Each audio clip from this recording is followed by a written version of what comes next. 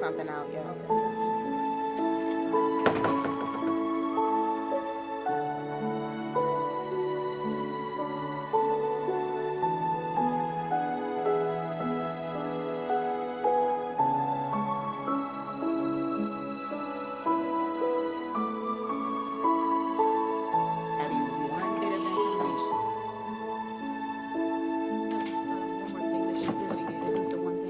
Yes. Okay. For what? And for why?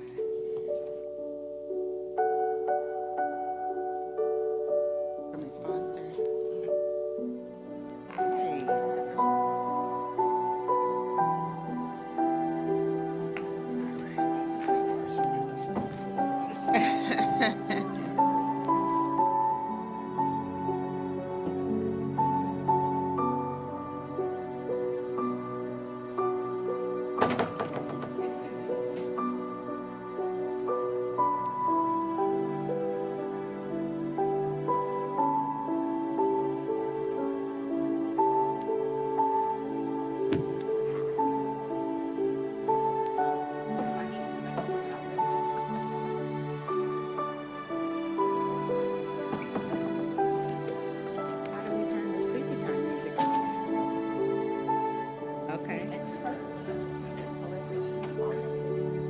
Saying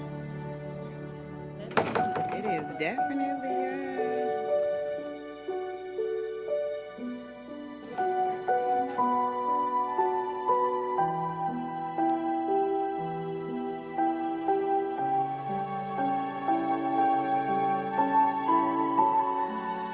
I really feel like I'm in tender care.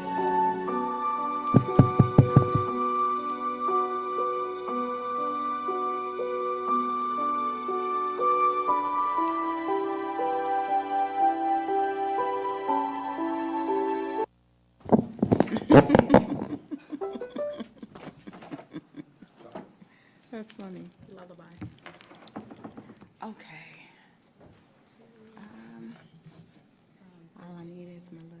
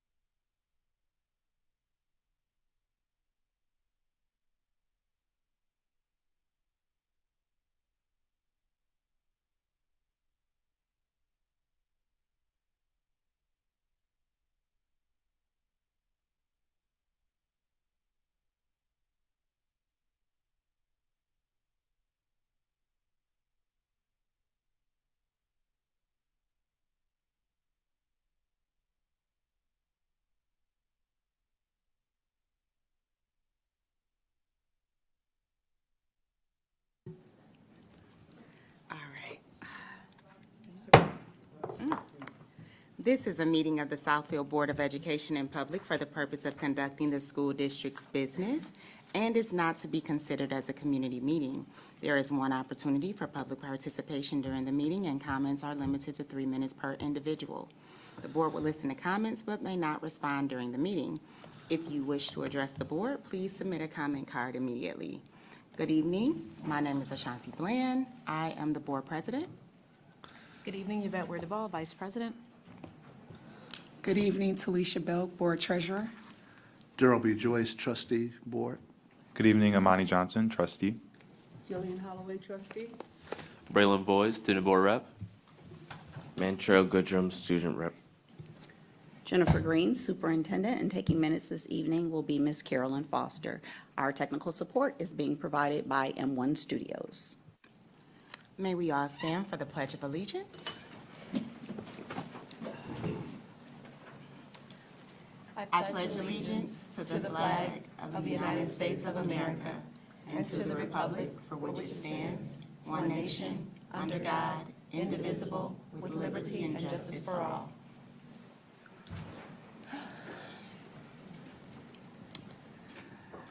Board matters. I will start off by saying that our board secretary, Trustee Leslie Love Smith-Thomas, will be absent. It is an excused absence this evening, so our vice president will take the minutes in her absence. As far as board matters is concerned, trustees, I'd like you to look at the bags on your desk. They have been gifted to all of you from Stevenson Elementary School. Stevenson hosted the United Way, Lieutenant Gilchrist, Congresswoman Rashida Tlaib, and a host of others on Monday.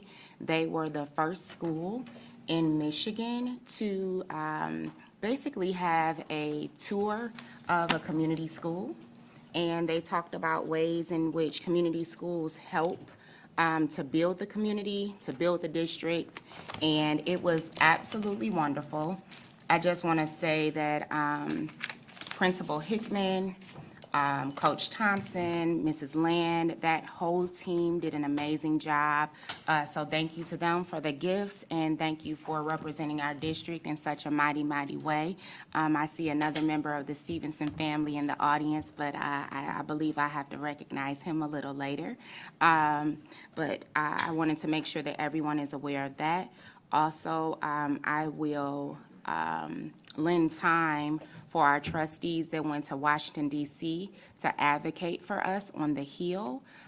It was an absolute pleasure seeing all of your pictures. Thank you for going to represent us. We have a lot of things going on in the district, many of which Dr. Green will probably speak about. But I want to just thank everyone for your patience and for this community being supportive. Does anyone else have a board matter? Through the chair. Yes, ma'am. Evening, everyone. I would like to just give a brief update on the visit to Capitol Hill. It seems like time is flying, so I think it was week before last. I did attend with myself, Trustee Holloway, as well as Trustee Joyce. And I'm just going to go over some of the quick highlights, and Dr. Green as well, some of the highlights that we went over and had the opportunity of doing while we were at Capitol Hill. So the purpose was to advocate for children with policies and finances for our students here in Southfield.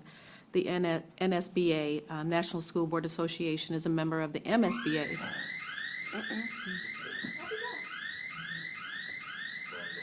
With,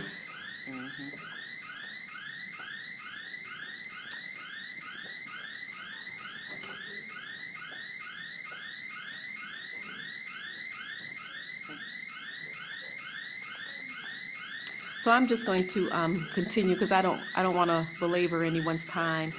But the MSBA is Michigan Association. MASB, Michigan Association School Board. So we attended the conference, and a couple of the keynote speakers, Ms. Burke, she is the Foundation of Excellence.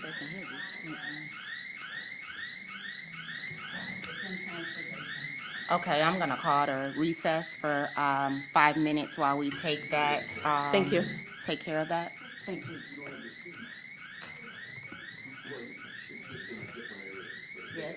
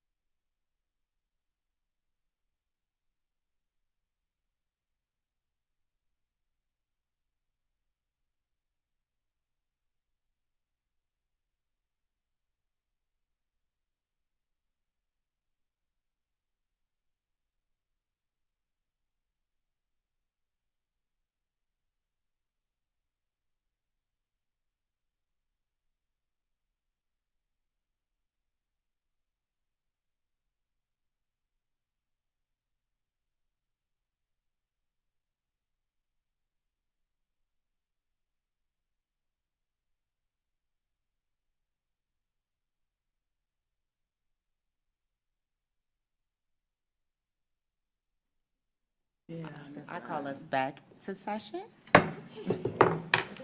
Trustee Wirdable.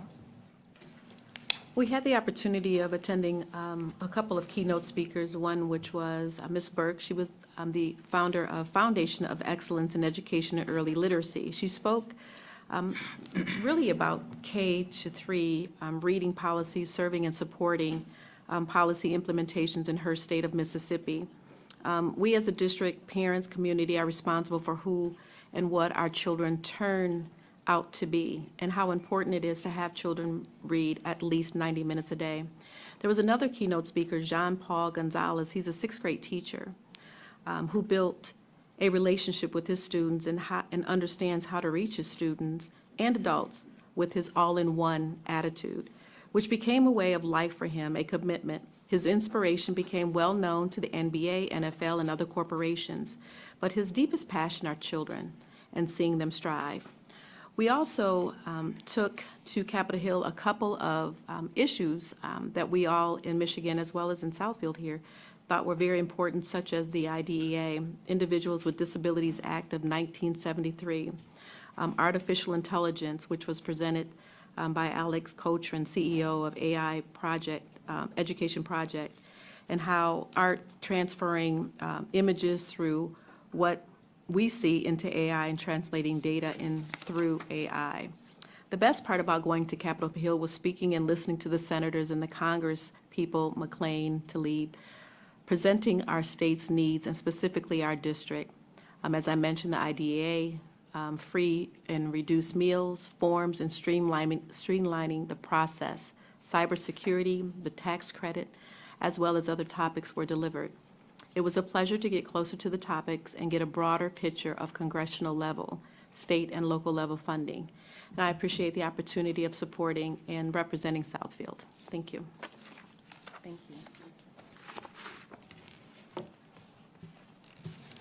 Trustees, does anyone else have anything for board matters? Hearing none.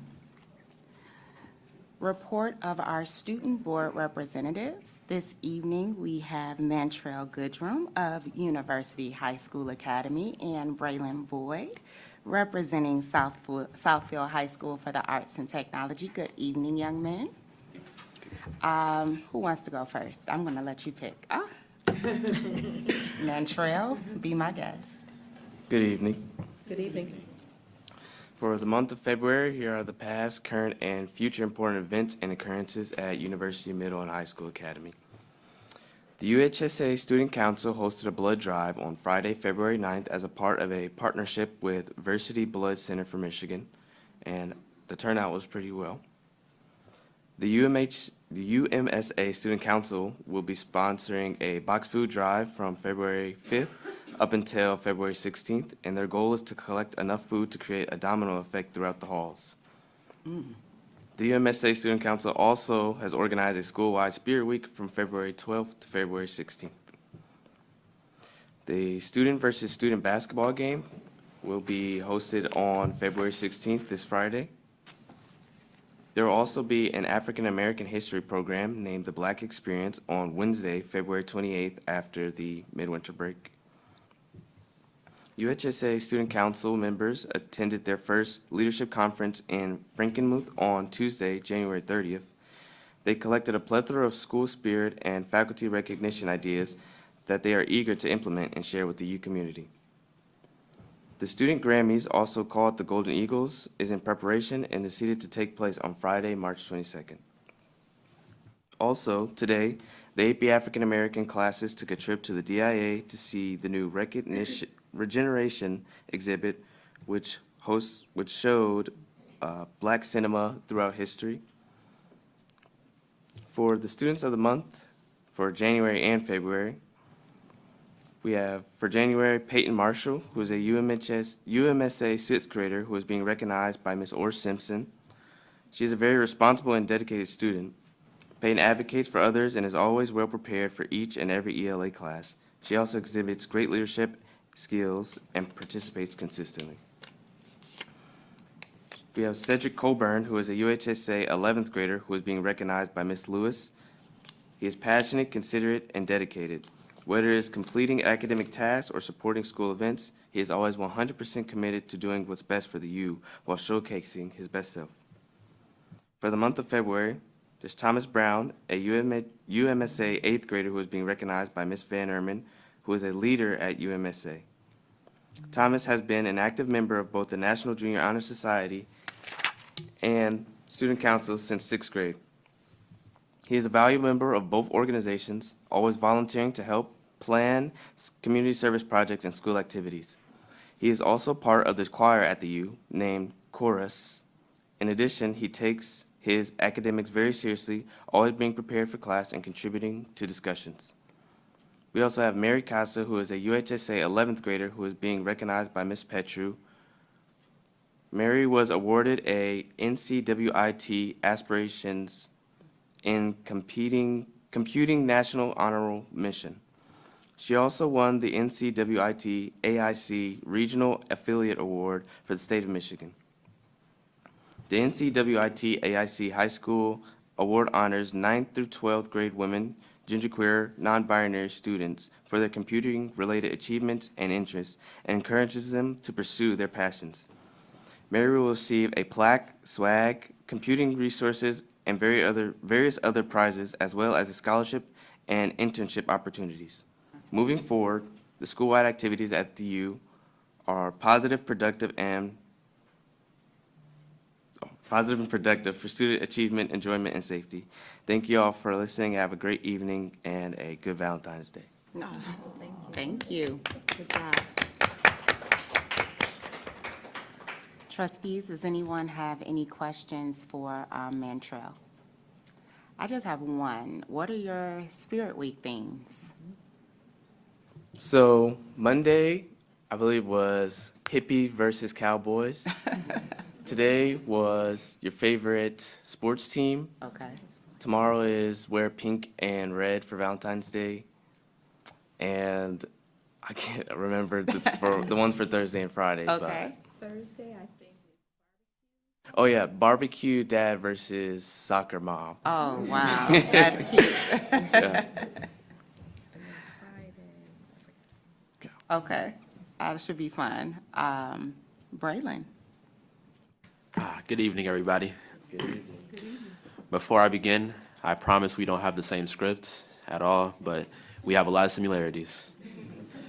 February 2nd was a very busy day for our student council. On one hand, we had our blood drive from Varsity as well, with the most blood donations ever in the past few years since COVID-19. We have 3 blood drives this year. We had our first one in October. We have our second one this past month, and we have our next one coming up in April. This blood drive, we had 30 donations, and all this wouldn't have been possible without our students and our faculty. Varsity was kind enough to donate t-shirts for those who donated, and we also had someone cater food for those who donated. Also on February 2nd, student council members attended our annual regional conference. This year, 5 student council members presented at our conference, which hasn't been done in probably 5 years. It's a good estimate. This turned out to be amazing. We ended up placing and being one of 12 presentations out of 89 to move on to the state conference to represent Southfield A&T. It's coming up later this month, February 24th through the 26th, and we are very excited to show what we can accomplish. We had a very creative presentation. One of the members in the audience, Eric Spraggins, he dressed up in Olaf and skated around. The school store has been preparing for Valentine's Day. We have created 3 packages that students can buy for either yourself, a loved one, family member, friend, or even yourself. Stuff isn't cheap these days. Our lowest package is $15 and our most expensive is $35. I won't read the long list for the $35, but trust and believe you get all that your money is worth. This week, our school is also having a Black History Month themed Spirit Week. Student council decided at the beginning of the school year that we will be doing a Spirit Week every other month. So this is nice for students to know that we have something recurring and something you can expect. On Monday, 2/12, we have Black Excellence Day, which is where you wear your HBCU gear. On Tuesday, today, we have Blackout Tuesday, which you're encouraged to dress head to toe in black. On Wednesday, it's Valentine's Day, of course, wear pink and red. On Thursday, it's Pan-African Pride Day, so wear red, green, and yellow. And on Friday, we have our lip sync competition, so you're encouraged to dress up as your favorite African artist. And secondly, woohoo, our Lady Warriors bowling team is undefeated. They're on the road for the state tournament now. I'm not sure on the date, but it's coming up. And we all hope they bring the trophy home to Southfield A&T. On 2/8, we had our grade level meetings after the first semester. This informed all of our classes on their semester performance and what they can look forward to in the next semester. Thank you all for listening. It's been a great month, and we'll continue to have great months, and thank you all.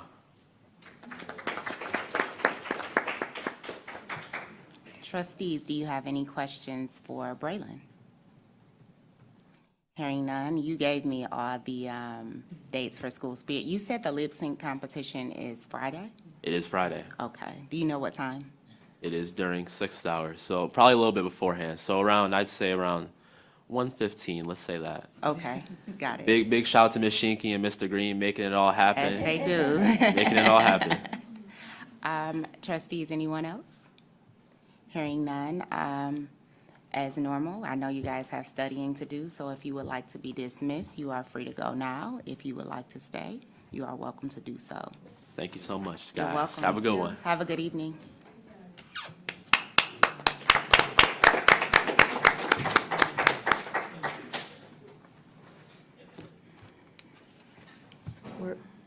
Board President, before the gentlemen leave, if I could announce the piece regarding the primary election, I think they would be most interested in hearing that Sure. information before they depart. I will let Dr. Green announce that now. Okay. The state of Michigan recently joined other states in moving the presidential primary from that of August to that of February. Having done that, it interfered with our master calendar for the district because we had already adopted a master calendar 2 years in advance. Understanding that safety and security of our scholars is important and we don't want the general public in the buildings with our scholars, we were able to come to a resolution and change the date of our professional development from February 27th. So that will now be a professional development day. There will be no students, no scholars in school on February 27th. We did that in lieu of the professional development day on April 17th. So everyone 17th, we'll be in thought school. that they had April 17th as a day with no scholars. You will now be in school on April 17th. That is to ensure that we don't have scholars in the building while we have the presidential primary on the 27th. So I just wanted to make sure they heard that before they went back and So shared. don't come to school on February 27th. Don't, two weeks from today, there is no school. It is Tuesday. But if you are 18 years of age and are registered to vote, Please we would vote. expect to see you at the polls. The other piece that I wanted to lift, and I know that we put it out on our social media and we have it on our website, there are some polling station changes in our district as a result of the ongoing construction work. So the polling stations that were traditionally at Adler are not there. They are at City Hall, and those polling stations that were at Stevenson have been relocated to that of Bernie. So make sure you know where it is you are expected to vote during this presidential primary. Okay? Thank you, gentlemen. Have a good night. I'm sorry? Absolutely. Absolutely. Absolutely. Okay. Thank you, Board President. I Yes, just wanted our scholars to make sure they had that information. So report of the superintendent. Thank you. One additional historic event happened today in that a lot of the legislative changes that were voted into effect last year did not take immediate effect. However, they did go into effect today. Those particular laws are the repeal of the A to F accountability system, the changes to the prohibitive subjects of bargaining, the automatic deduction of union dues, and repealing of the third grade retention law. So I wanted to make sure our families knew that that law went into effect today. Therefore, the retaining of third graders having not shown growth in reading and/or literacy will not automatically be retained as the law had outlined in the past. Now, we as a district are going to continue providing our families with supports and providing them with the IRIPs, which are the individual reading intervention plans, and we are going to provide those additional supports. However, the new law did go into effect today, so I wanted our families to be aware of that, as well as our trustees. Any questions regarding those pieces? No, ma'am. Okay, without further ado, I am very, very, very pleased to bring back something that was near and dear to all of our hearts. That was the recognition of our Employees of the Month. In meeting with the board, we discussed that we wanted to bring that back. We knew that we had many amazing individuals working throughout our district, but not just that of our employees, but our partners, because we have a lot of partner programs in our district. So we established two separate recognitions, and the first was nominated by Mr. Joe Corris. It is a name that I think we've all gotten to know over these last few very cold months, as this young person has bounced from building to building to ensure that the heat is on at all of the buildings and that anything that needed to be repaired was repaired. And he always did it with a smile on his face and joy in his heart. And I've just never really seen anyone approach their work with such optimism and inclusivity as this young man. So I would like to introduce you to our February 2024 Employee of the Month, Mr. Tyler Tisdale.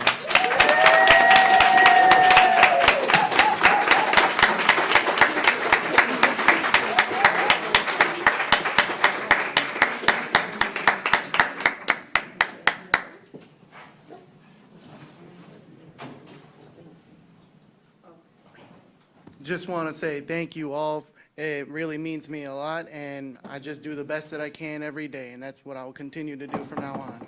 Thank you. So Tyler.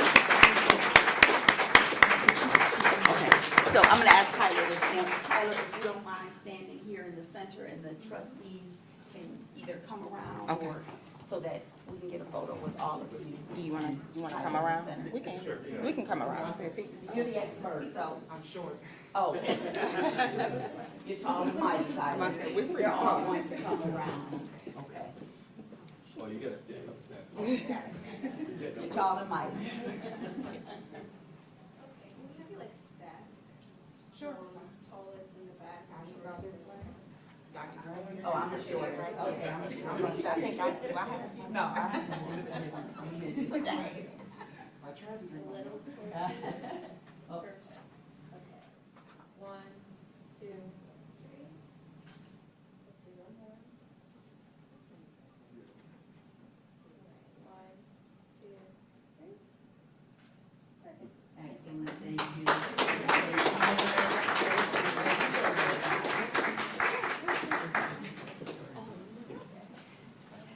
We'd also like to recognize Tyler's family who's joined him this evening and thank them for allowing him to work the crazy hours that we have him in the district. I think our calls start at 5 a.m. and go into the wee hours of the night. And Tyler, if you'd like to introduce your family. Yeah, this is my grandfather, Jack Cotty. Honestly, without his help, we would not have been able to maintain schedule. And that's why I wanted him to lift it. Thank you. Thank you. And then this is actually just my girlfriend, Kate. All right, not just. She keeps you balanced. Thank you.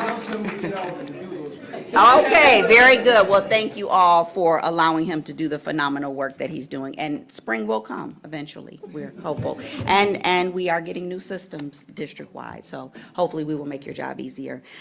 Next is our Partner of the Month, and this young man is truly the epitome of Stevenson Elementary. You heard Board President mention the phenomenal event that they hosted this week.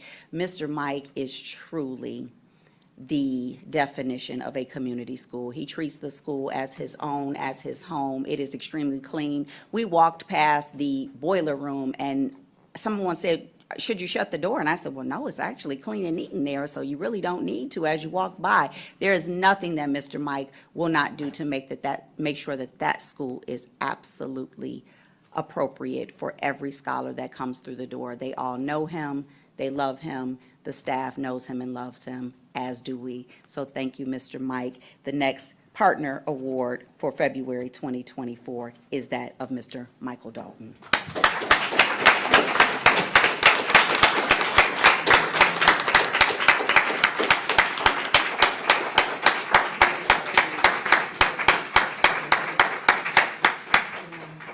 Oh, you're gonna go? Okay. So go around, take the photo, then let him say a few words. Okay, very good. We're on the move. You don't want to say a few words?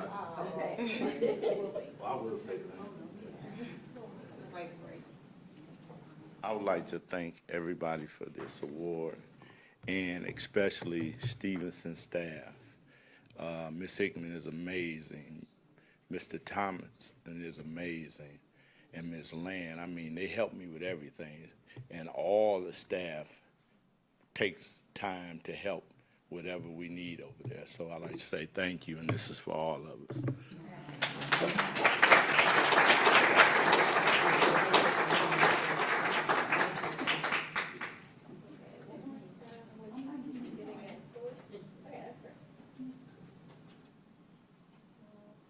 One, two, three. One more.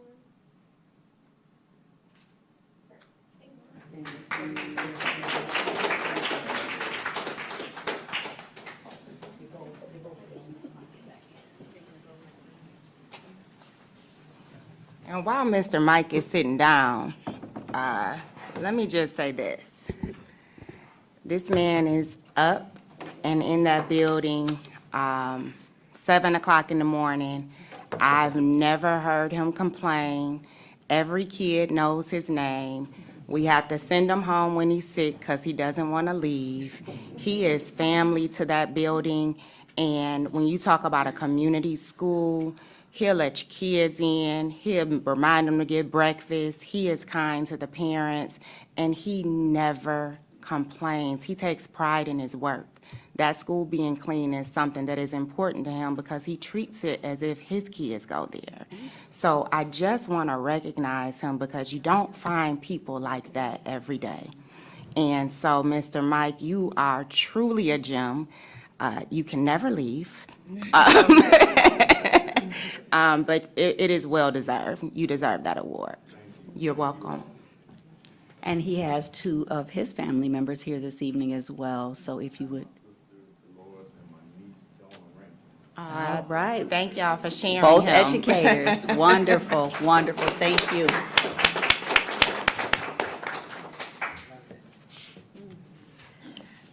Okay, the nominations are open for the month of March. We will recognize 2 individuals every month at the regular board meeting. So please, all those that are able to hear this information, please submit those nominations for consideration. Next, we will have our bond updates. You had a very extensive bond update last week. This week, we spent a lot of time with the move management component, ensuring that, have a good evening, ensuring that we have everything for the buildings that are going to be transitioning. So we have, just to remind everyone, we have the 1st and 2nd grade from McIntyre moving to Bernie as part of the right sizing. We have the 1st and 2nd grade at Vandenberg moving to that of Thompson. We also have our scholars from Adler moving back into their home campus of Adler starting June 17th. And then we have our scholars from Stevenson moving to their Airbnb for next year, that being Eisenhower, and that will begin on June 24th. We are going to have this entire schedule typed up for you so that you will know where all the pieces are. And we are also scheduling time with the building leaders and the families to ensure that they have an opportunity to go visit the new sites well in advance of their scholars transitioning. And then, of course, we know that something that we needed to work on last year was that of transportation. So we are working with our transportation team starting now to make sure that all of our scholars have transportation to their new location for their temporary year of support. And again, that temporary year of support is just for Stevenson, not that of McIntyre and that of Vandenberg. We did have a meeting with several of the staff members and the administrators from all of those respective campuses to start working through the process and to get pieces in place now versus waiting until May and June when we actually have the moving companies that will arrive on campus to begin that moving process. TJ or Dan, did you have anything else to add to that? Or did you want to just wait until the information items? No, you wait? Okay, very good.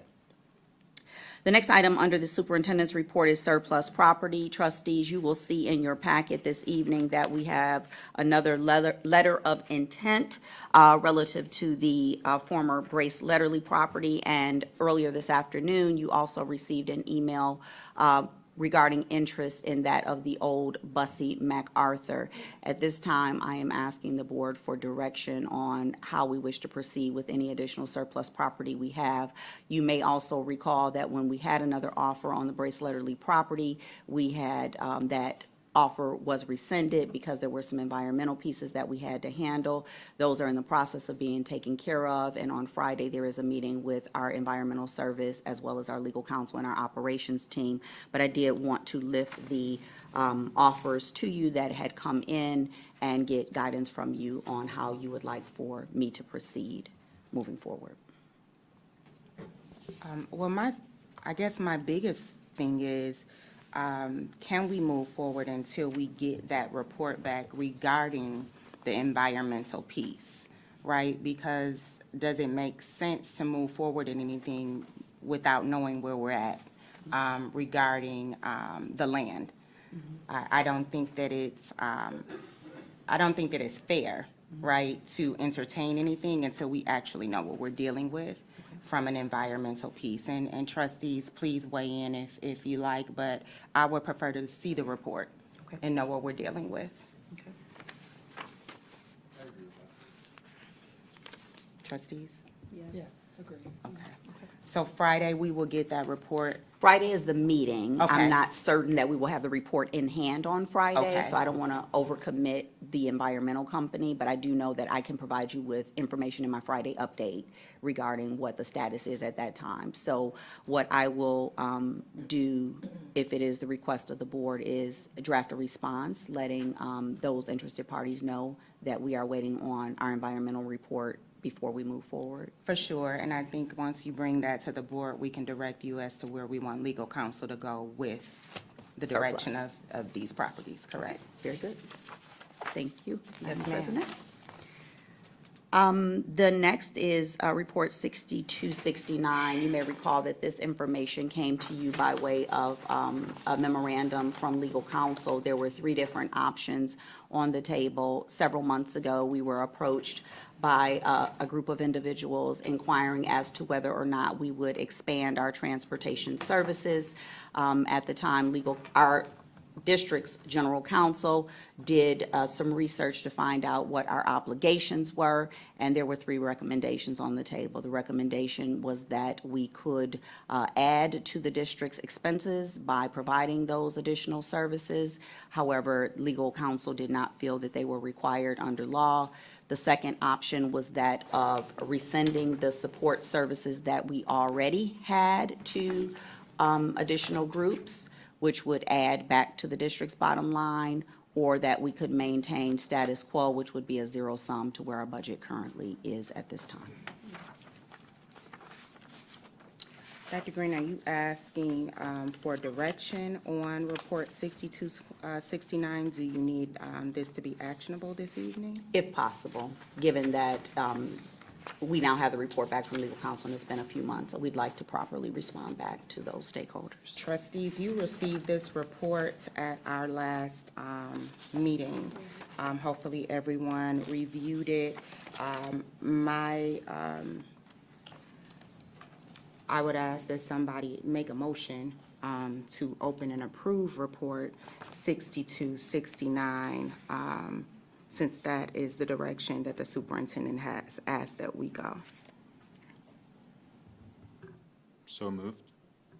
Support. It's been properly moved and supported. Is there any discussion surrounding this? Yes, ma'am.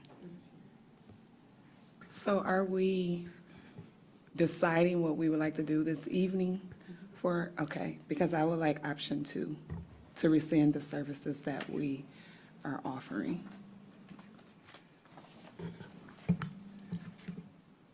Trustee Belk has stated that she would like option 2.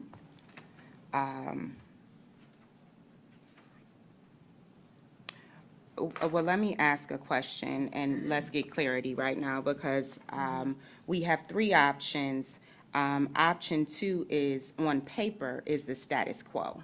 So Okay. are we I may going have through the missed- conclusion? I may have, yes, so Okay. the three I stated, I may have put them in different Okay. numeric orders, so for I'm gonna put clarification. them in order as they were provided to us. So your option 1 is the discontinuance of our services. Option 2 is to maintain the status quo.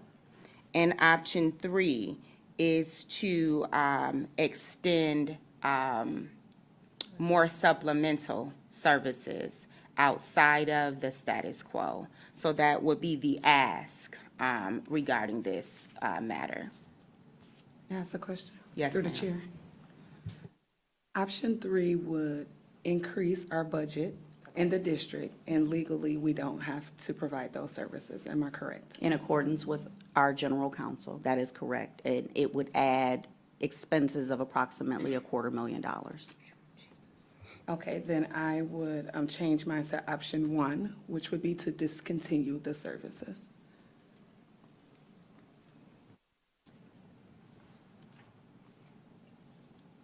Through the chair, I have a question. Yes. We were just referring to option 3 would increase our budget.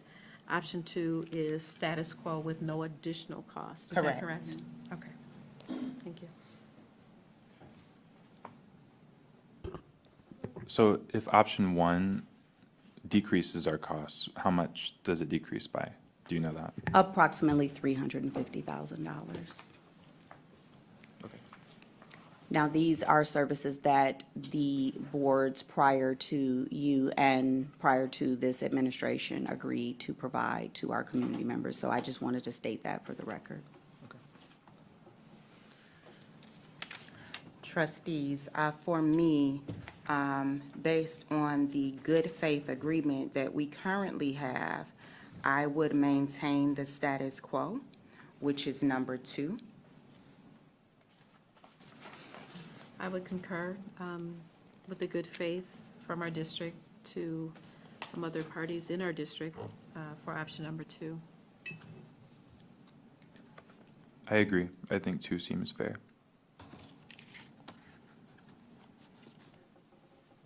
I could go with number 2 as well, but a question. How long is this contract for? It's a good faith agreement. It's not a contract, so it would be in perpetuity until you or any subsequent boards decide to do different.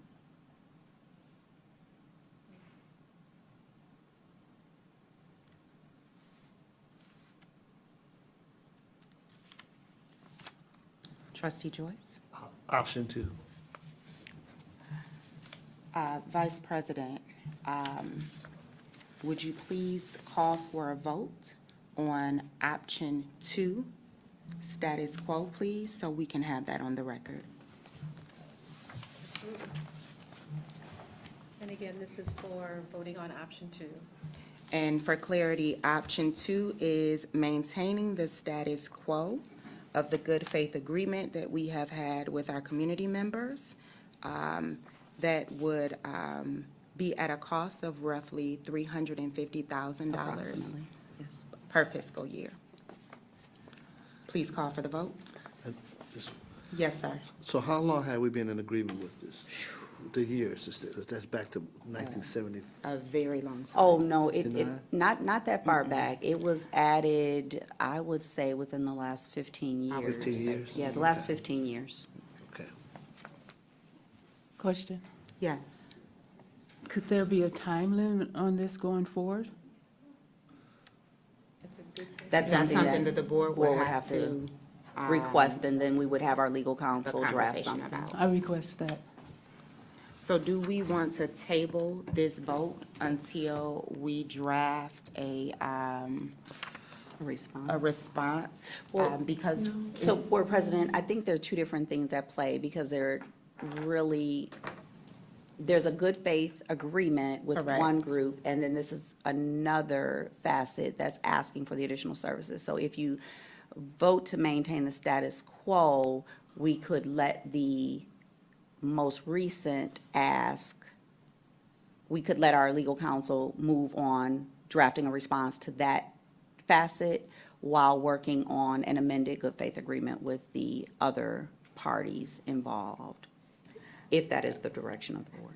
Let me get clarity on all of this, because the other parties involved want the supplement. Is that correct? Correct. And that's something that we're not willing to do. That's what I hear. Okay. Yes. And so we're going to draft that response separate and apart from the status quo. I just want to make sure everyone is on the same page. Yes, of because what the we're status doing. quo would Okay. say that we are going to keep the good faith agreement Correct. with those that already have it, but we are not adding services for any other group looking to add services. Understood. That's what I understand the memo to read. And then trustee Holloway has requested that legal counsel draft a, Sunset language? correct. Is that correct, trustee Holloway? Yes, thank you. Understood. Vice President, please call for the vote on option number 2. Trustee Bland? Yes. Trustee Belk? No. Trustee Holloway? Yes. Trustee Johnson? Yes. Trustee Joyce? Yes. Myself, yes. It is 5-1. Yes. Motion carried. Thank you, trustees.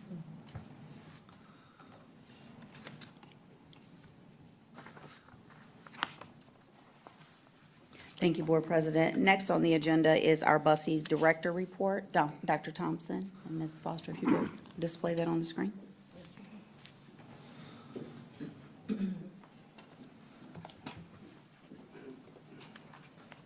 Good evening, Good evening. Board President and trustees and Dr. Green. Good evening. Okay, so this is the Director's Report for January 2024.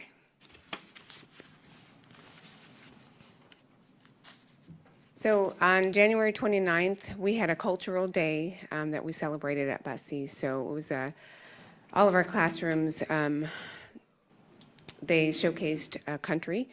The picture there, we had actual passports for families to take when they came into the building so that they could get them stamped. And then we made a book. So for families who weren't able to attend this celebration, they had a booklet that included everything that each of the classrooms showcased. I'm just going to show some of the pictures. That's the picture of France, and that's what the admin team did. So we had just some pictures, some artifacts there, and we served croissants and jam. And then this is the baby dino room, and they showcased China, so they had some of the symbols up. And then they had activities for the families to do and the kids to do as well. That's one of the teachers there working with the child. And they actually had food for tasting too for the families who came in. So it was a lot of fun. One of the things that we tried to do is if we had families who were represented within our classrooms, we tried to showcase their culture. So with the language, with the vocabulary, foods, and activities. And then on the left side, we had the parent room. It was Head Start GSRP room. They showcased Mexico. So before the actual cultural day, they did some activities with the students. They made what are they? Mariachis. No. Maracas. Say it again. Maracas. Maracas. Okay, sorry. Maracas. Yes. The sombreros, and then they made guacamole as well. So they did all this as a precursor to the cultural day. And then they actually showcased some of these things with their families as well. And then we had one of the Head Start rooms, the Tiger Room, they showcased Jamaica. So they had balloons that had facts about Jamaica. They had food tasting and activities as well. It was a great day. The teachers worked really hard on the activities and on the countries, providing some really nice informational facts for the families. And then on Wednesday, January 31st, we had Donuts for Dads. So that was another really great activity. So the left side, we just have the donuts and the refreshments that we had for our families. And then standing up at the podium is one of our teachers, our assistant teachers, Mr. Randall Mishaw. He was one of the people who attended the workshop in Chicago supporting the school success and school readiness of young African-American boys. So what he did is we watched a documentary when we were in Chicago about a documentary about Black boys. And so he showed a clip of that to our fathers and talked about some of the themes that were associated with the documentary. And he's going to actually follow up with the families and show the documentary piece by piece and work with the fathers. So he created a group and all that with the fathers. It was a nice, really nice day. They were really engaged. Some of them brought their kids. So we had a morning session as well as an afternoon session for the dads to attend. So those are some of our fathers who participated. Okay, so this is, I'll get on to the report now after the pictures. So enrollment for our early Head Start, we are full, we're at 16, and then we have 3 for the waiting list. For Head Start, we're at 85. With the funded enrollment is 128, still at 85, and then we have 43 slots vacant. And then for GSRP, we have 32 of the funded enrollment of 80, and then 48 vacant. We had a slight barrier in enrolling some kids into Southfield Public Schools, and we worked through that. So we have more kids who've actually been enrolled in the classrooms. They're not reflected here because that would be in February. For enrollment, we had no drops. So early Head Start 0, Head Start 0, and GSRP 0. Our average daily attendance, we're still hovering around the 82%, and it's still because of the cold, flu, and other illnesses. So we do appreciate when our parents keep their children at home and call in if they're ill. For the Child Adult Care Food Program for the month of January, we served 5,652 meals. And then for the number of children who have individual education programs or IEPs, we still have 3 with IEPs. We have 1 referral. 13 would be our compliance, so we're still below. And then 1 is a compliance for early Head Start. We continue to implement the high scope curriculum. We're still in the Core Advantage data collection period, so by Friday, the staff should have collected 80% of their anecdotal notes so they can meet their goal by March 3rd. Our early child care specialist from Oakland Schools was in the building today. She'll be in the building on Thursday and Friday as well, supporting our staff, coaching them. And then Dr. Kelly Wash, our new education manager, has been on fire, and she's actively engaging staff in just lots of things. She's focused on the writing initiative that's aligned with district goals. So she's created writing corners and has gathered materials for our staff to implement into their classrooms. So she's done a lot more than that as well, but it's been great. For family engagement, I already spoke about these 2 things, the 2 things that happened in January, Cultural Day and Donuts for Dads. For vacancies, we have 4 teacher vacancies and 6 teacher CDA assistant teacher vacancies. We had a new person, an assistant teacher, start today, and she will go into a Head Start GSRP classroom. We have a teacher, a lead teacher who will likely start this week, and then we have another assistant teacher on deck to start. So going through the onboarding process.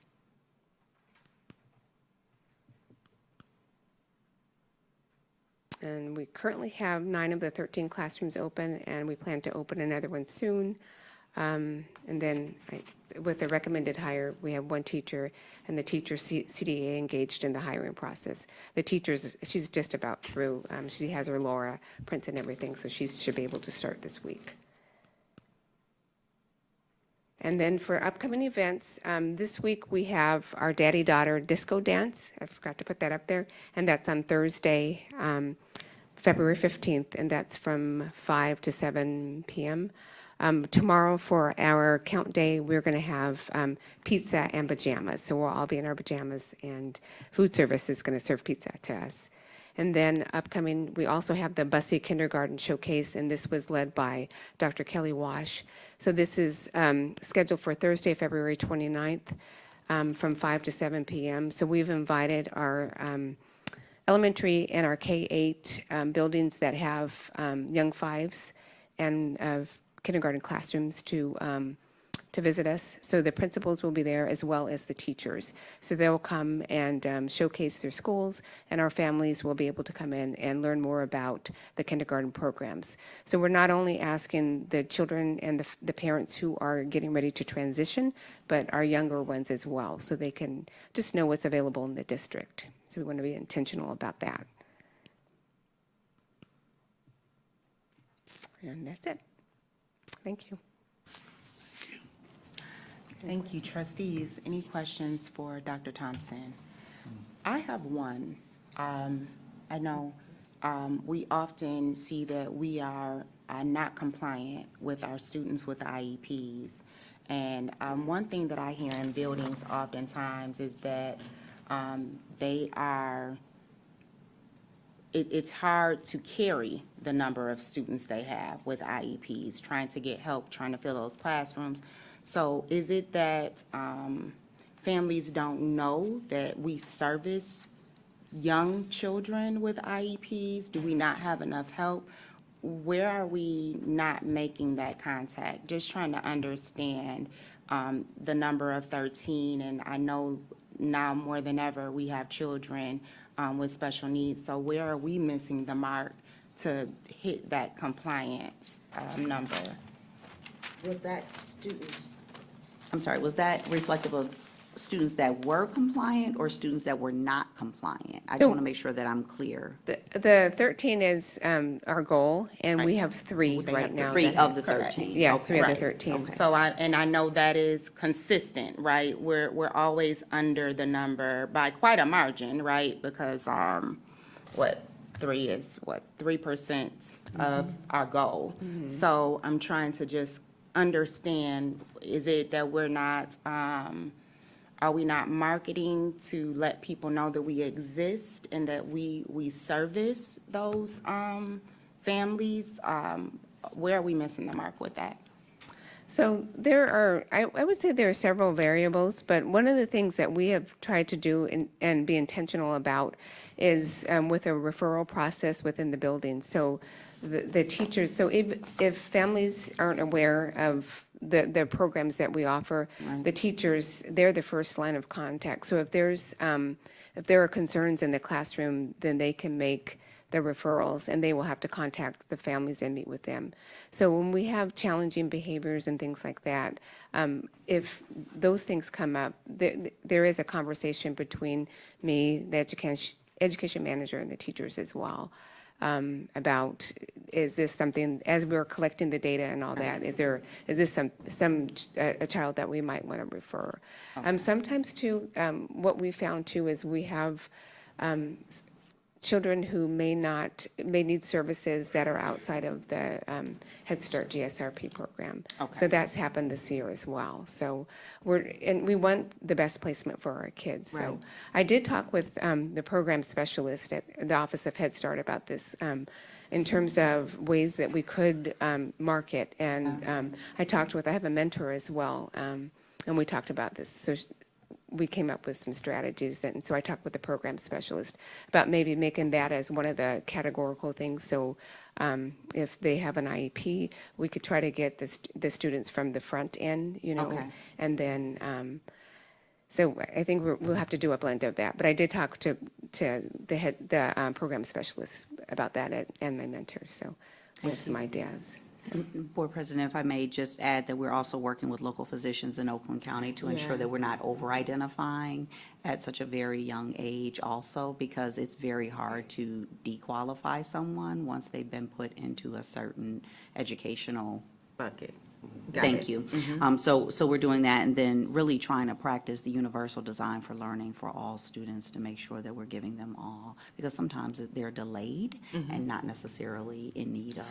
I guess I'm trying to understand, is 13 even an attainable number based on what you're saying, so just trying to understand how those metrics and those KPIs are kind of And to doled your out. point, it's going to get more challenging as we work through this universal plan for preschool for every student in the state of Michigan, as the governor has laid out with the My Leap plan. We're trying to work through that at the county level as well as the state level, because resources are already very scarce. So now that we are being asked to provide for all category of young learners, we really need the partnership with the universities to ensure that we have the appropriate staff to work with our young scholars. Understood. Trustee Belk? Through the chair. Yes, ma'am. I think you pretty much answered most of what I was going to ask, but I would be interested in hearing some of the marketing strategies. Just because, and correct me if I'm wrong, for Head Start, it sounds like we're at like 35 kid deficit and then 48 kids for the GSRP. So we are basically roughly like needing 85 kids and like 8 teacher positions. Right, so, Currently. yeah, so one of the things is getting the staff in place, and that's coming along. We've worked with the lead, we've done a lot of word of mouth from our staff, so we've recommended some people from, well, several people from, who are known by our staff. So are you asking about the staff marketing? No, just or wondering the what the marketing strategies, but you don't have to tell me now. I know you said that it's something that you were working on, but I would just be interested in hearing some of those strategies so that we can get some of those families into filling some of these spots that we need, Right. just for future. Yeah. Thank you. And trustees, if I may, our ISSN director is not with us this evening because her baby is at home. She's at home with her baby who's not well, but she did note that she's watching, and she said the number per law is 10 as a part of child fine versus that of the 13, so. Trustees, anything else for Dr. Thompson? Hearing none, thank you, Dr. Thompson. Thank you so much. Thank you. Thank you. For President, that concludes the report of the superintendent. Wonderful. Public participation, if you wish to address the board regarding a school-related issue that has not yet been resolved by school administration, please submit a comment card immediately. Comments are limited to 3 minutes per individual. As a matter of fairness, speakers with complaints against individuals are asked not to mention any persons by name. Complaints concerning employees pursuant to Board Policy 9130 should be brought to the attention of school principals or other administrators before coming to the Board of Education. Your cooperation is appreciated. Betty Robinson.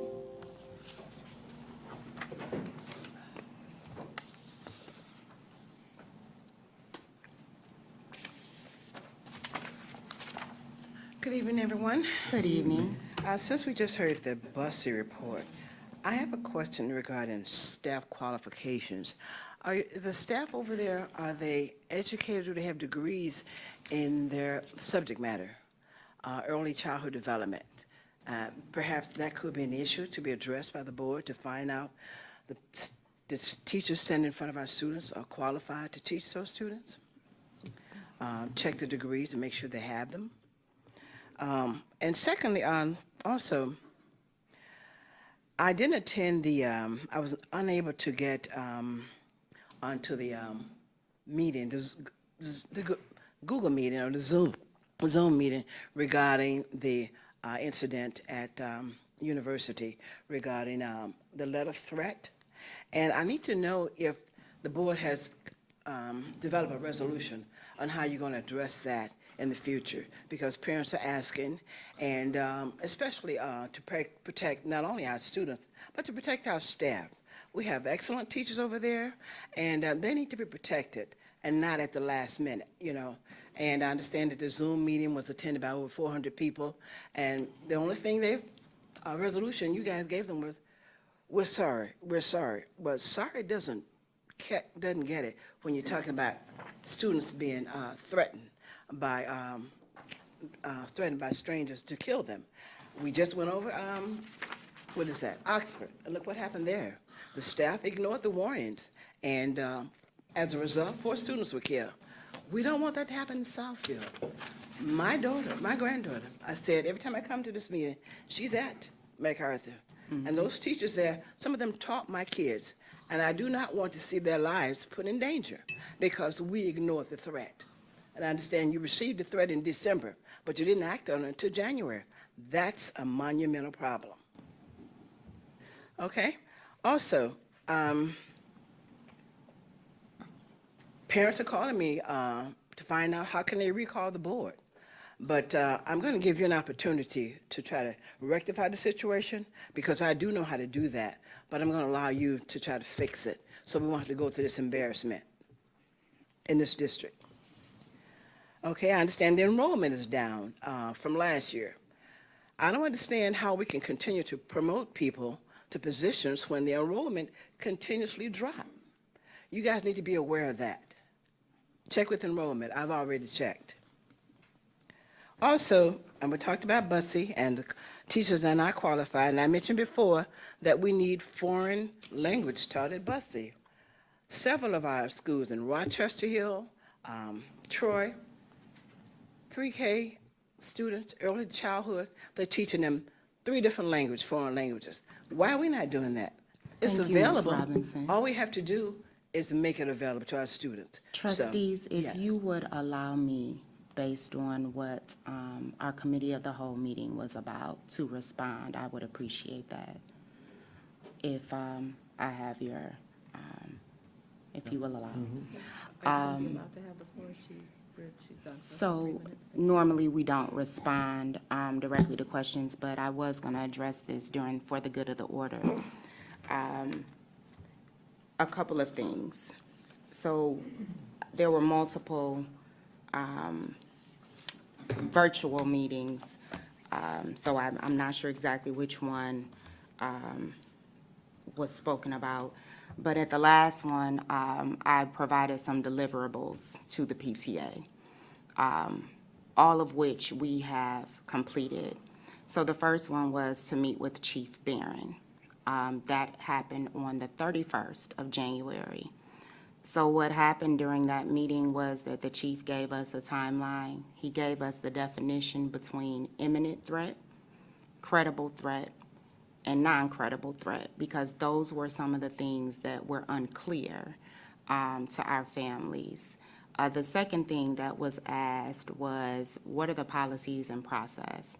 And I would like to say thank you to this board. And truly, Trustee Joyce has been stressing a committee of the whole meeting. So that occurred last week, where we sat down for 2 hours and we looked at our policies and we revamped them. So that policy has gone to legal.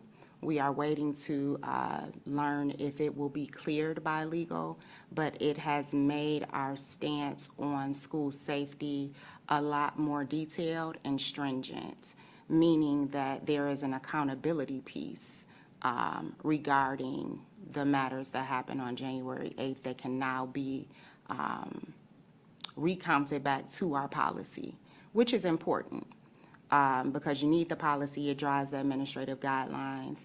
Last but not least, we have gone through, and thank you to Mr. Corris, we ordered new LED lighting for the parking lot. That was a safety issue. The doors that have been ordered, that was a safety issue. I requested that Dr. Green and her team get us a copy of our security's credentials, how they vet people, their standard operating procedures. That has been attained. I have been invited to speak to the UHSA PTA on Thursday, and I will be there. And there I will walk them through everything that we learned. So that is something that we have done to take some of those steps to ensure that this won't happen again. And I can't be accountable for what anybody else chooses to do on social media, but I can say that we will be prepared in a much more organized and responsible way to our community as far as those threats are concerned. The last thing that we did learn was the threat assessments, how those take place with Southfield Police Department, and we learned their process. So that has been provided to us in writing, and it will be shared. Okay. So thank you, Board, for allowing me to address that now. Yes, ma'am. Because we're done with are we done with? We have one more public participation. Okay, not to respond to any public commentary, but I just wanted to publicly say thank you to our board president. I don't want it to be said that we haven't been working hard. This is the year anniversary of what happened at MSU. I have a daughter on campus. I also have a daughter on the campus of MacArthur. So this has been, to all of our board and our board president, our number one priority. Safety of our children is important. So I just wanted to say that and say it publicly, that it has not been taken lightly. We're just going through the proper steps to make sure that it's handled correctly. Okay. So when that is complete, are you going to send anything written out to the parents so they will be notified of what? The parents have, the parents will get a full documented process. Very good. So that they understand, along with the updated policy. So we are incorporating all of those things so that you will know what the process is as well, keeping in the spirit of transparency, right? So that will be issued. Okay. Okay? Now, are my minutes over? Yes, ma'am. Okay. Because I got a couple more things, so put me back in the end, please. I appreciate it. We no longer have a second public participation. Well, they cannot finish then. No. Come on, seriously. There's someone else behind you, but thank you, Ms. Robinson. Eric, is it Spraggins? Eric Spraggins. Good evening. Good evening. Hold on, let me adjust the mic first. Hold on. Can we kind of restart the clock? No, I'm trying. Oh, he asked, can you restart the clock?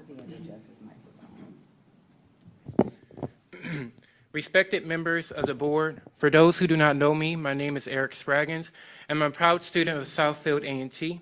But I stand before you today not just as a student, but as a voice for the voiceless. With over 100 community service hours, holding leadership positions in various organizations, serving as the Youth Council President for the Detroit NAACP, and actively participating for the Student Council, my dedication speaks volume. But beyond accolades and titles, I'm an advocate. Congressman John Lewis once simply said, when you see something that is not right, not fair, or not just, you have a moral obligation to speak up. You have to say something, you have to do something. And today I'm here to heed those words. In my 9th grade year, our class faced a significant disruption when our teacher left mid-year, forcing us to rely on momentum for our coursework. Despite earning A's and B's on my assignments and achieving an 8th grade, I was shocked to find a C on my report card. When I saw the resolution from my teacher to the school administration, I was met with silence. It wasn't until this year, my junior year, 2.5 years later, that my counselor emailed me saying, I have permission to correct your science grade. It's been changed. Just to be told 2 days later, it's been reverted. I recently learned that I'm not alone in facing this issue. Student voices matter, and we demand accountability, and we ask this board to open an investigation to ensure that all grades from that year are accurate. But we cannot longer wait. We can no longer be patient. So today I come to Southfield Public School Board meeting to demand action. Not next month, not next year, but now. Sometimes we have to get in the way and make a little bit of noise, but the time for silence is over. Student voices must be heard. The district have felt us. The school have felt us. Our administration have felt us. So I leave you with one question. What are you going to do about it? When I came to this podium, it no longer just became about me. It's about all of us, not only in the city of Southfield, not only in the state of Michigan, but for the entire country. Student voices matter. I'm asking that we work together to ensure we're rebuilding this broken and addressing the flaws because you all are elected to lead. This is about ensuring fairness for all students in Southfield Public Schools. You all must be the headlights and not the taillights. And look at this. Scholars positioned for success. If our grades are not accurate, if our grades are not right, how can you say that scholars are positioned for success? I'm a junior. I have to start applying for colleges. And when I see that there's an error in my grade and it takes 2.5 years for me to get a response from the school, from the district, it is absurd. Accountability must be done. And like she stated, a recall will be done if this isn't met. Students need to be heard, and we need to be listened to. And that is what I ask from this board. Thank you. Thank you. Dr. Green, this young man did not give us the year. Do you want to give us the year? It was his freshman year. Integrated science. Now, Tell me the name of the year. Tell me the name of the class again? Integrated science. Integrated science? Yes.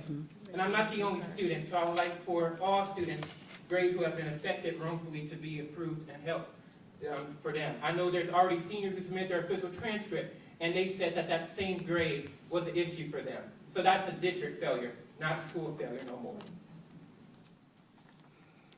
Board President. Yes, ma'am.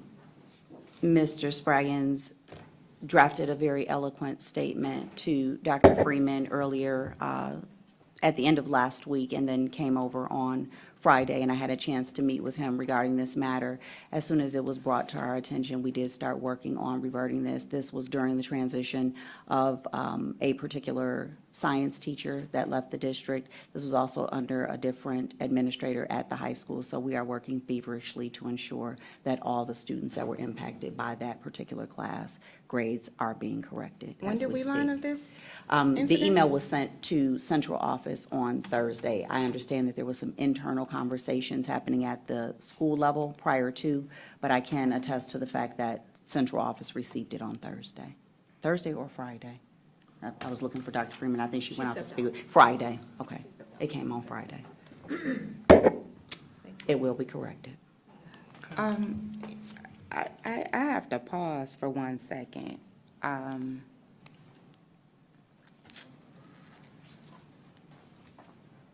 That's a shame.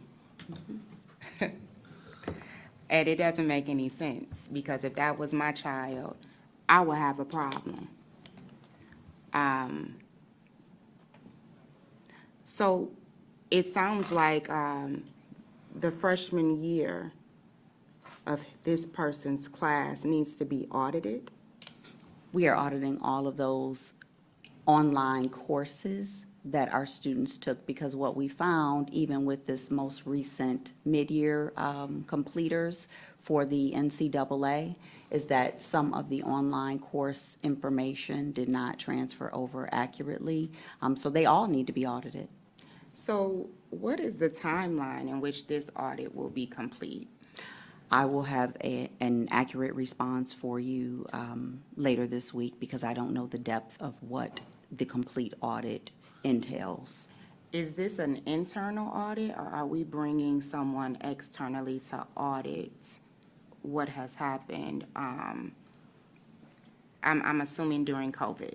We are doing this in partnership with Oakland Schools. Okay. My ask is that the board be kept in the loop. Absolutely. Also, the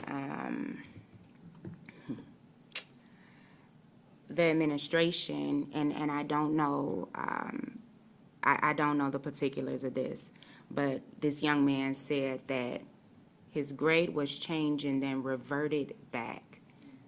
I have an issue with that. I have an issue with all of it. And, you know, to our audience, I apologize, because I'm trying to, I'm trying to be careful with my words. So by law, only a classroom teacher can change the grade. So I will have to go back and pull the transcripts to see who changed the grade and then changed it back. So there is an investigation that has to occur relative to this matter. Do we feel confident that we have the manpower to do this right now? Because, you know, I know with many things, we always have a fire to put out. So I'm looking out to Ms. Ludington, because I know that's her area of expertise, and I know that having worked for Oakland Schools and doing this in collaboration with Oakland Schools, she is assuring us that we do have the manpower to get this done. I would hope that it can be possible that by, today is Tuesday. By the study session, we will have a full report. At least by Friday, we'll know. By Friday, we will timing. know his, oh, absolutely, Okay. absolutely. And then I would prefer for whoever, if they are still with the district, this young man and anyone who is impacted deserves an apology. Absolutely. And that is one thing that I have heard multiple times that we often don't like to do. But he deserves it. To hear him speak, clearly he's had a good education. He's articulate. and passionate and everything that we want our scholars to be, and to hear that he has been affected like this for his future by the people that he entrusts his future to, it's really egregious. We talk about accountability often, and so I would ask to have a full report on what the accountability looks like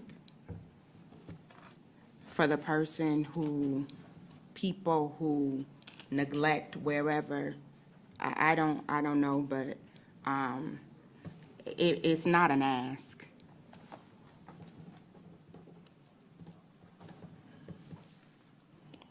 It's embarrassing.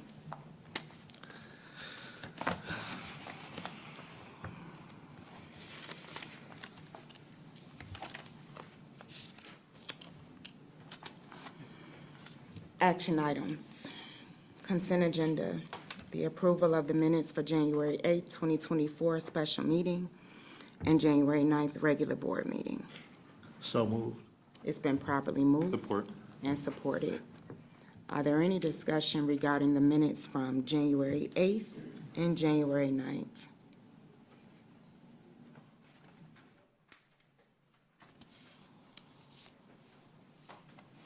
Hearing none. Board Secretary, please call for the vote.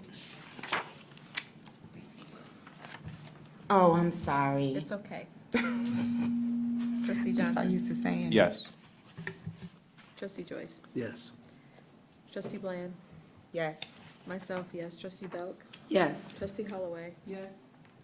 Unanimous. Motion carried. Report 6281, University K-12 campus. So, let me speak to the community on this one.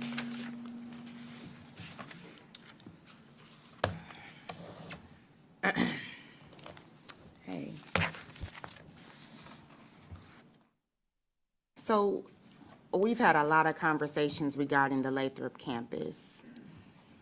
And we have parents of the Lathrop campus present, former parent here of the university as well.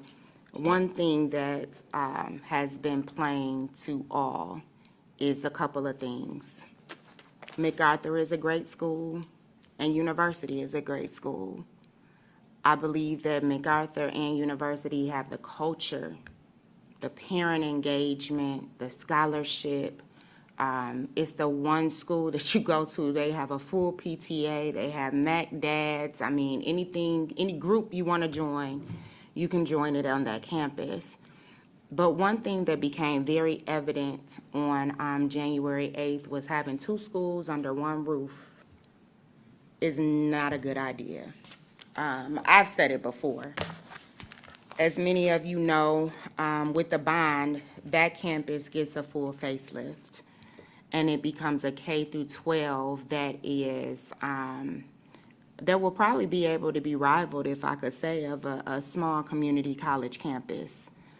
And what it does is it provides our K through 5 babies their own space, not blocked off by just a corridor and a couple of doors.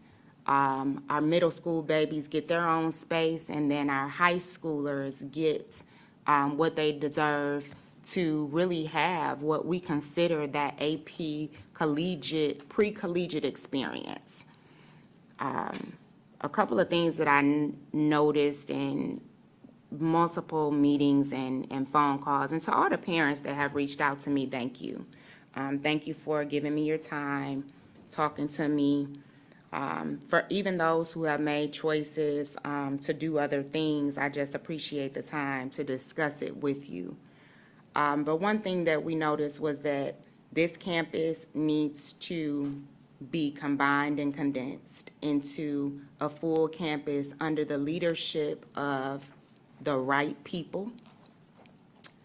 I think that the leadership at university and MacArthur are doing the job, But I think that it's time, and this board believes, we've had a very long conversation surrounding that campus. And so, in our talks about policy, one of the things that came up was, how are we going to start the process of what we have envisioned moving forward? And quite frankly, it starts now. We cannot afford another incident where the school at the back of the school doesn't know what's happening in the school in the front of the school. So,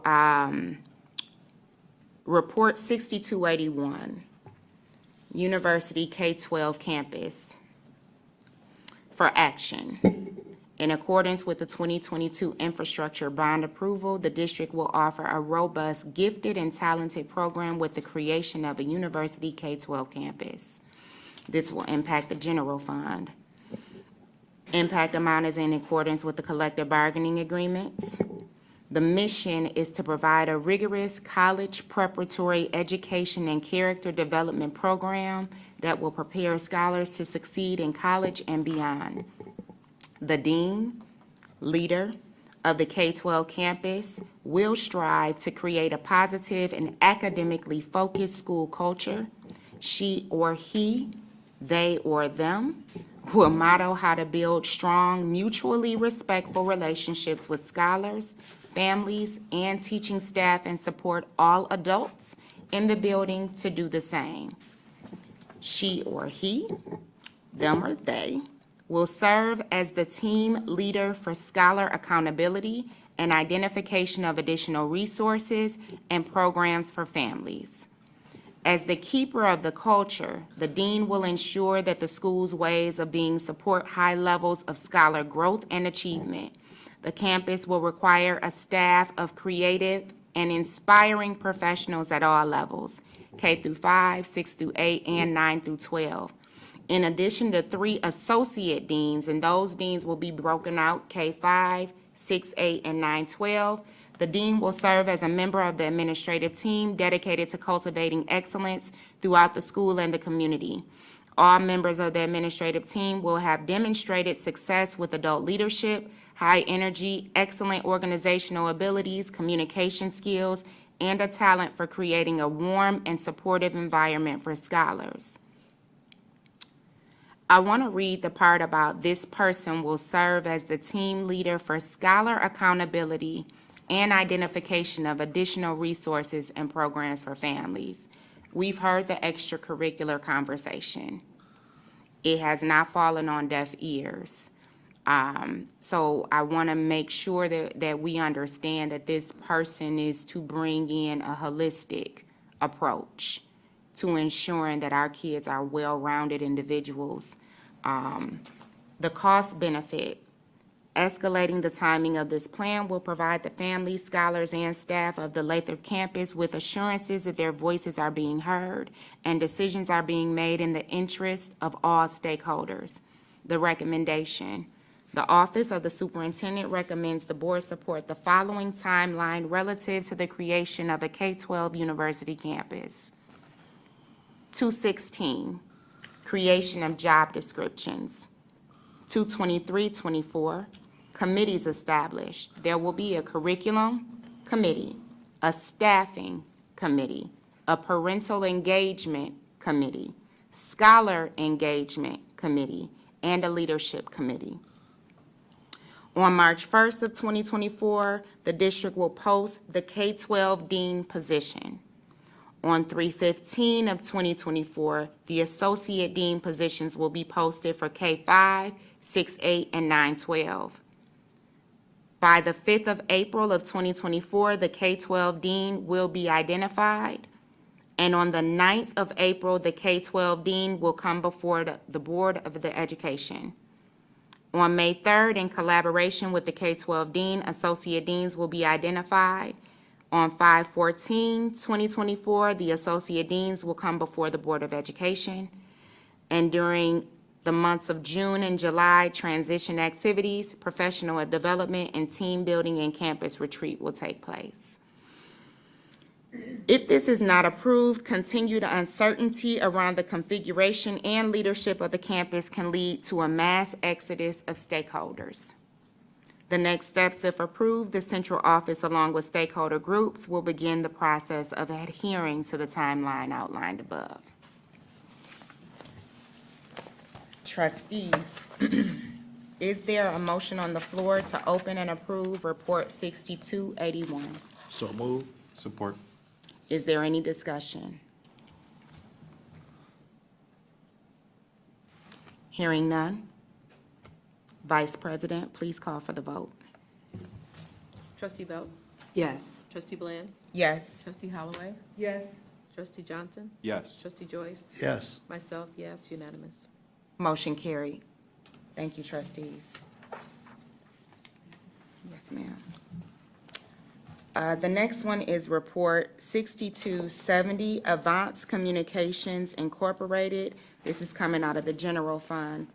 So I want to talk to the community because the board is fully aware of who Advanced Communications is and what they are doing for this district.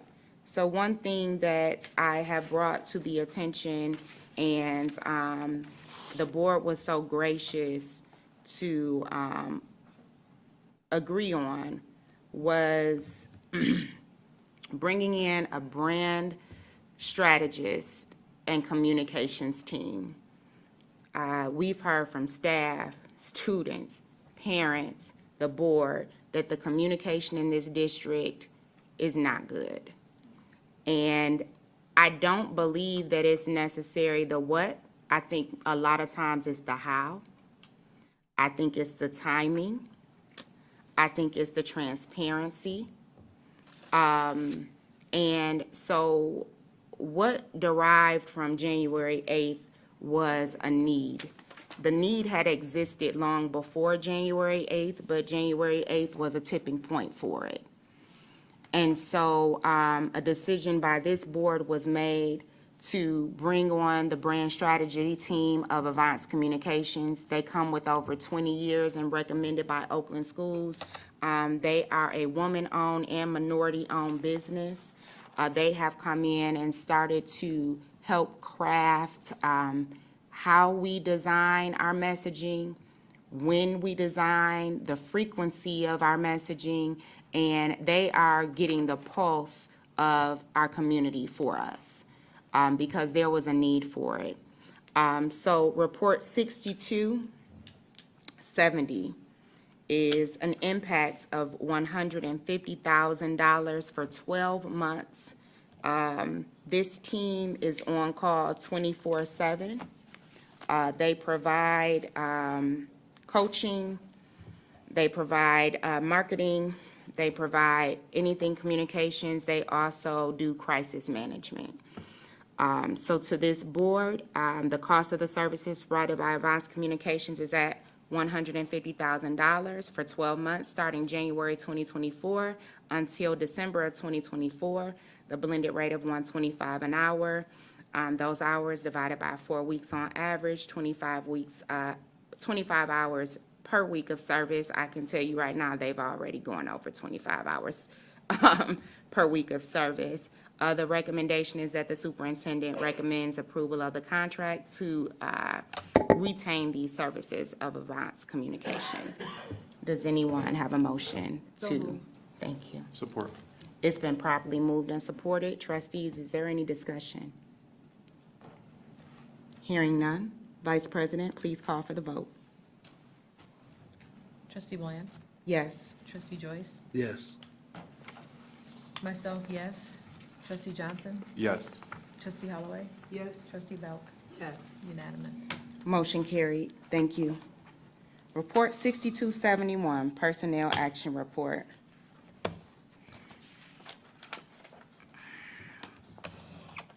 Trustees, you have this on your laptop and in front of you.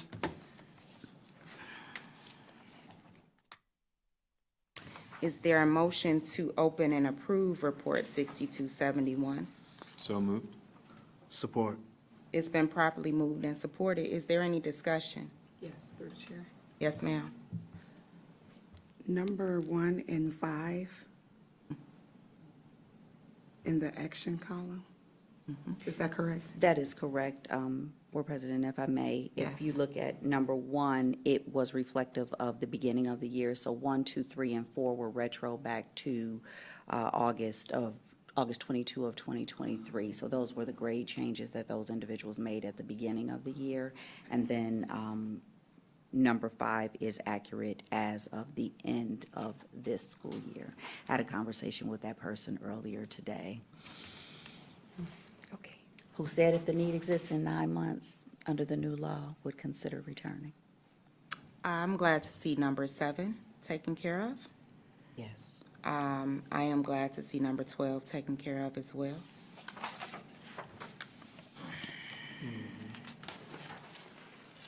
What's the number in the notes box for number 8? I don't see a number in the notes box for I don't number either. 8. Oh, it's on my computer. Oh, okay, I'm looking at the printout. Am I looking? Oh, number 8. Oh, yeah, that's the number that's in the, it says 18 in the notes box. Oh, Okay. Oh, I'm looking. yeah. It's not on here. It's not on the paper, so it must have been an error when it was Sounds fine. transcribed.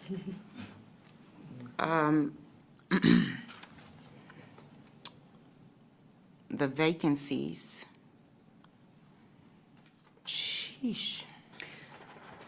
So contractually, all of the retirees are to be notified in the month of, at the beginning of the month of February, which is why you see them all now. So I'm asking that all of those positions be posted immediately to ensure that we are able to garner the best candidates, particularly those that are coming out of the colleges of education with this spring class, and those that are now actively looking, because this is the time of year when generally educators are looking to make transitions at the end of the school year. So all of them that you see listed for retirement will be at the end of the school year, not now.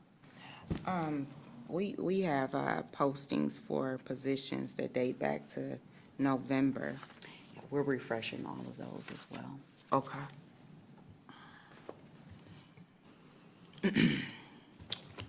Trustees, is there any other discussion around report 6271? Yes, ma'am. Let me go back to that number. Number 13.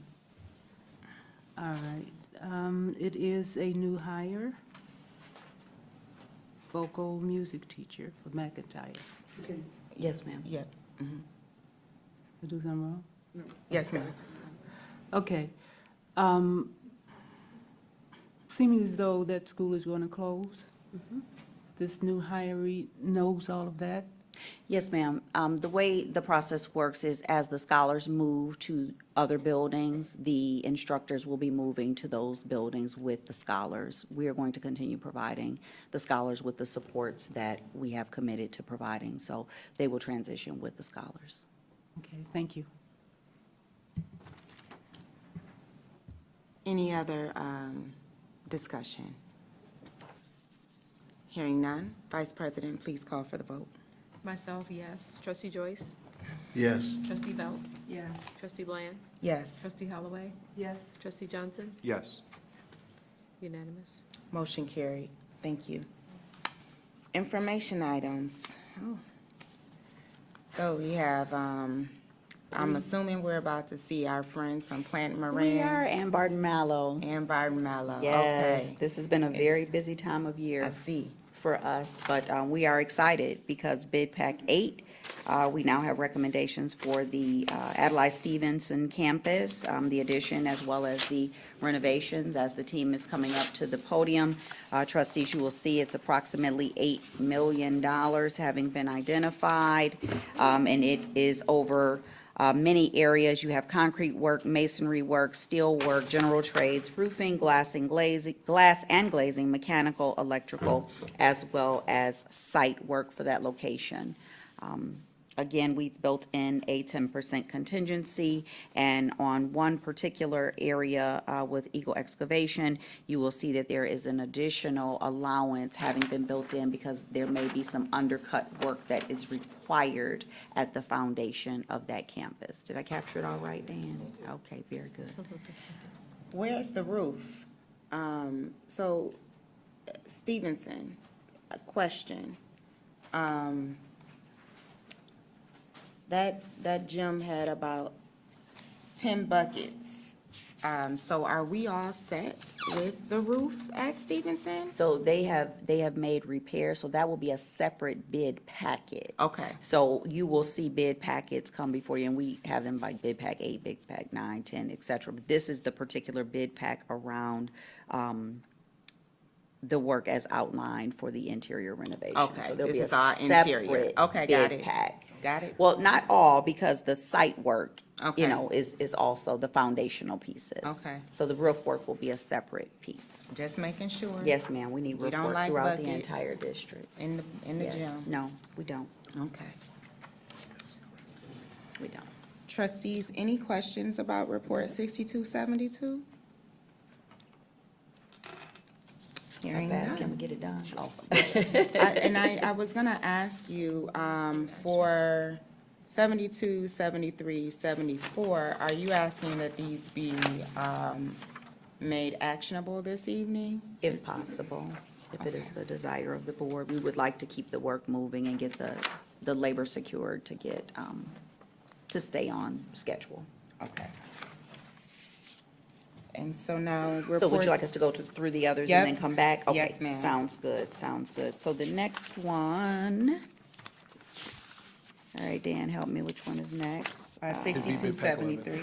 Oh, that's the roofing Roofing, upgrades for uh-huh. Adler Elementary. You'd already approved all of the interior work there, and we are very pleased to begin scheduling the boardwalks starting next week and the week after, so that you can see the progress that is being made there. But this is specifically for the roof upgrades at Adler to stay on schedule with opening there in June of 2024. So are we, excuse me, so are we talking about the roof now for Adler? 'Cause I have a This question. particular bid pack is. Bid pack 11 is the roof for I have, Adler. I have a question to ask. Considering the fact that I live in that neighborhood, I don't remember a roof being taken care of as far, and I do remember some air conditioning about 15 years ago done at Adler. But I'm just concerned about, you're saying upgrade, and if we're doing all that work to Adler, I hate to see in 5 years, the roof is leaking. No, so this will be a replacement roof at Adler. So we're not talking upgrade, we're talking about roof replacement. Where you see upgrade, it is for replacement. Yeah, it's replacement. Okay, so It's you should have said replacement. replacement instead of upgrade.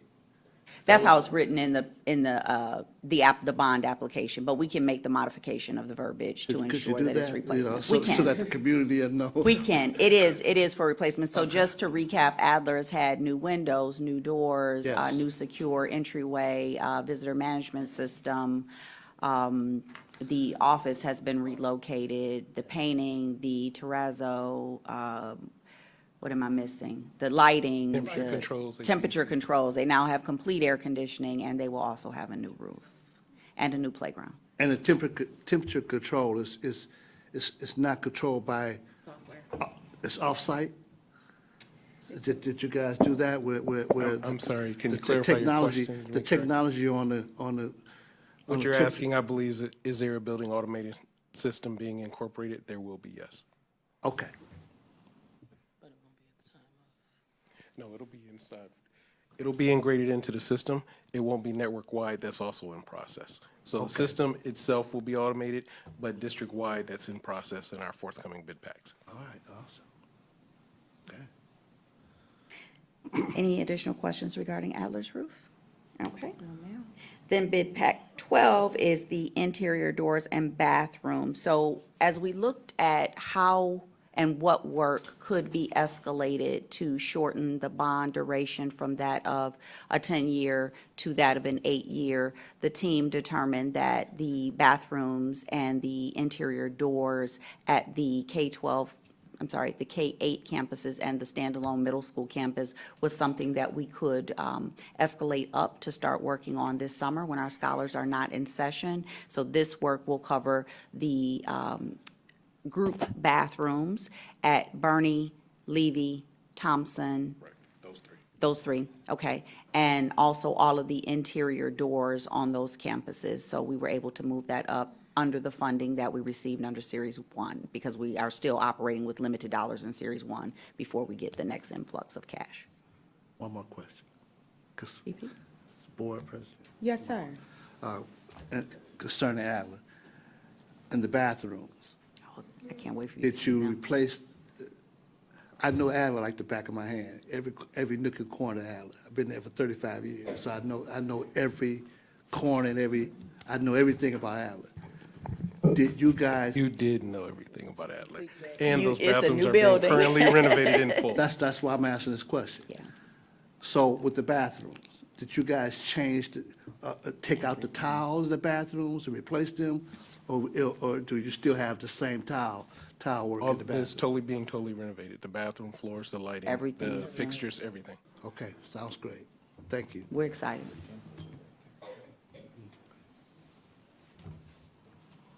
So those are all of the 3 bid packs that we are suggesting the Board of Education approve. And if it is the wish of the board to consider moving those to action tonight, we would be extremely grateful. Trustees, is there a motion on the floor to open and approve Report 62, 72, 73, and 74? So move. Support. It's been properly moved and supported. Is there any other discussion? Hearing none. Vice President, please call for the vote. Trustee Bell? Yes. Trustee Bland? Yes. Trustee Holloway? Yes. Trustee Johnson? Yes. Trustee Joyce? Yes. Myself, yes. Unanimous? Motion carried. Thank you. Thank you both. Thank you, guys. Report 6275, Bussy, Head Start, Early Head Start, Budget Carryover, and Non-Federal Match Waiver Request. Thank you, Board President. This is required by law to ensure that we are able to carry over the remaining budget dollars. This did go before the Policy Council. Trustee Joyce and I were both on that call. It was approved by the Policy Council, so we're asking that the Board of Education approve this request as well. Trustees, you heard the ask. Dr. Green is asking that we open and approve Report 6275. Is there a motion on the floor? So moved. Support. It's been properly moved and supported. Any other discussions? Hearing none. Vice President, please call for the vote. Trustee Johnson? Yes. Trustee Joyce? Yes. Trustee Holloway? Yes. Trustee Bland? Yes. Trustee Belk? Yes. Myself, yes. Unanimous? Motion carried. Thank you. This is an information item. And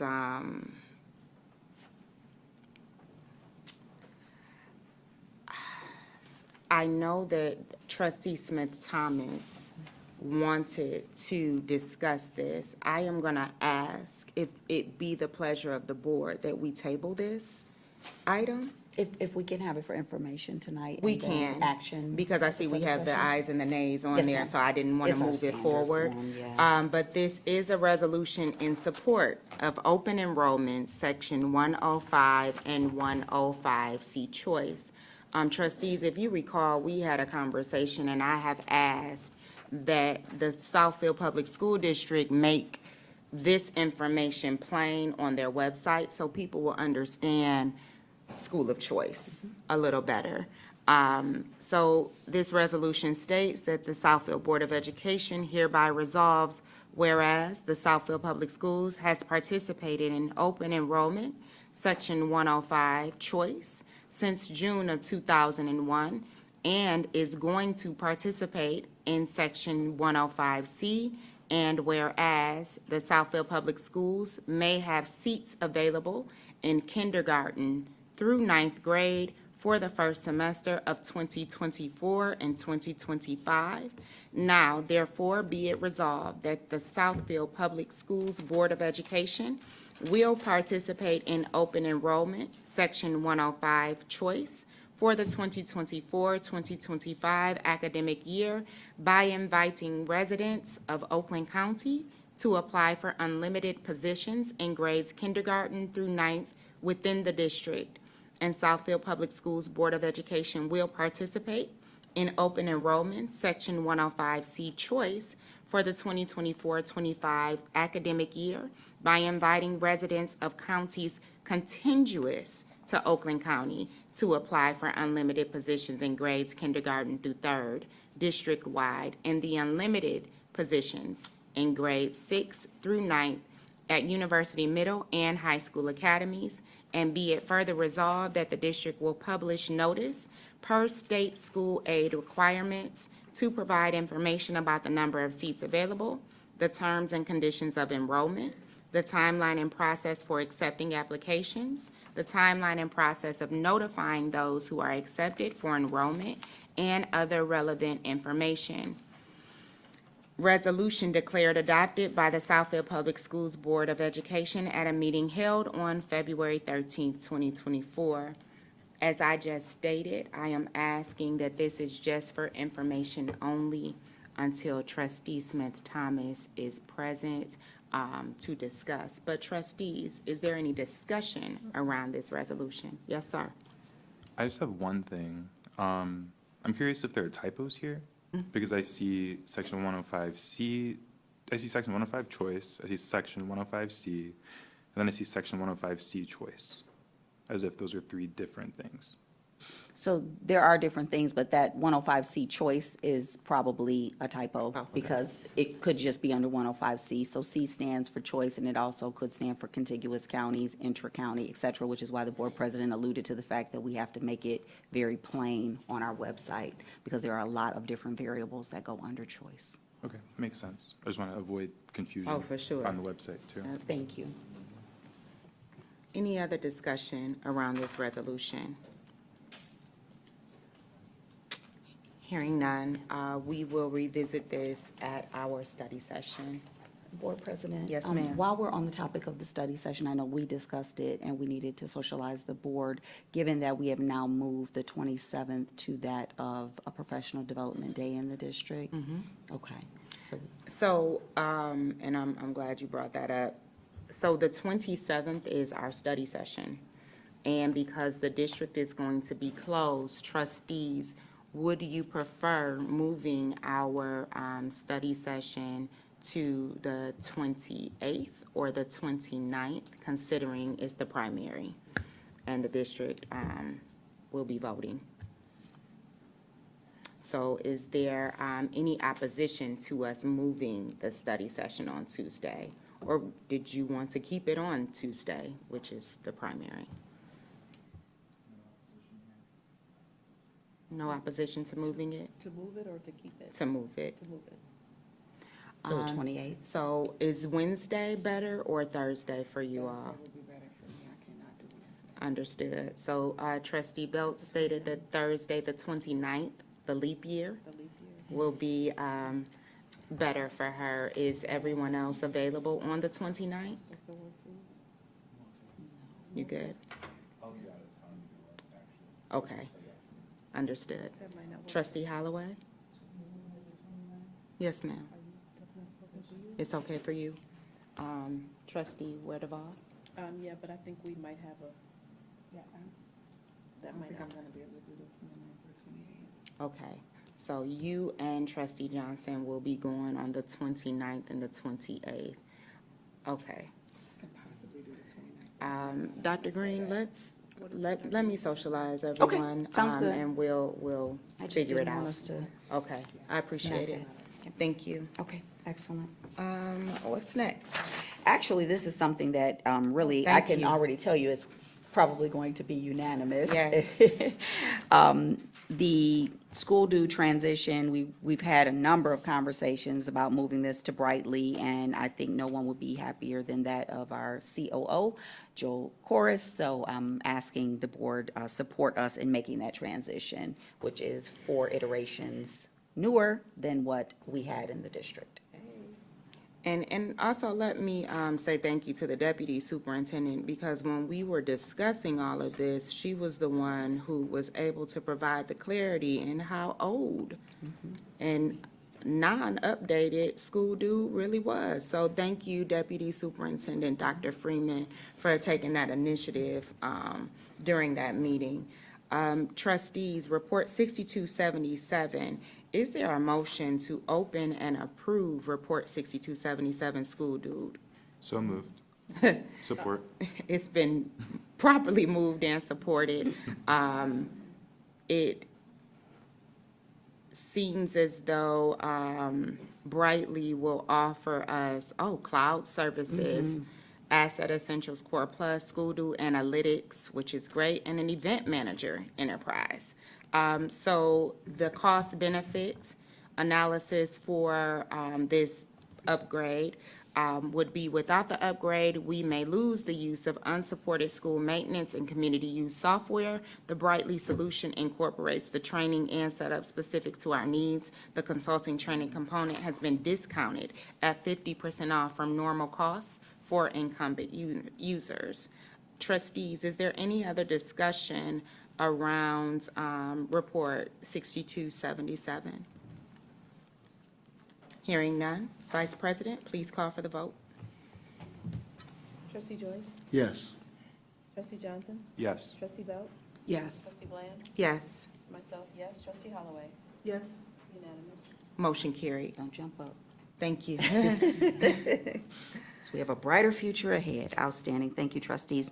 The next one is Report 6278. That's the District Visitor Management System, Raptor. We discussed that a bit in the past, and we are suggesting we pay for this out of Section 97, which is the school safety grant. This is a system that will allow us to scan visitors' IDs at the door. There will be a kiosk at the door. It will scan their ID, and if that individual has any outstanding business with law enforcement, it will decline their entry into our schools. So we are asking the board to support us in moving forward with that grant to ensure an additional layer of safety for our students. So is that at all the schools? It will eventually be in all the schools. We are creating the secure vestibule, so as we go school by school, it will be placed in. Where we can place them now, we will, but ultimately, every school will have the secure vestibule that will essentially, I don't want to use the term box you in, but it will keep you in a protected area until you're cleared to go through the next door. And the recurring cost of the 12,000, roughly 12,500, that is to maintain Raptor? Yes, Okay, that is. understood. Will there be more than one of these devices at the high school, at A&T, since there's so many students?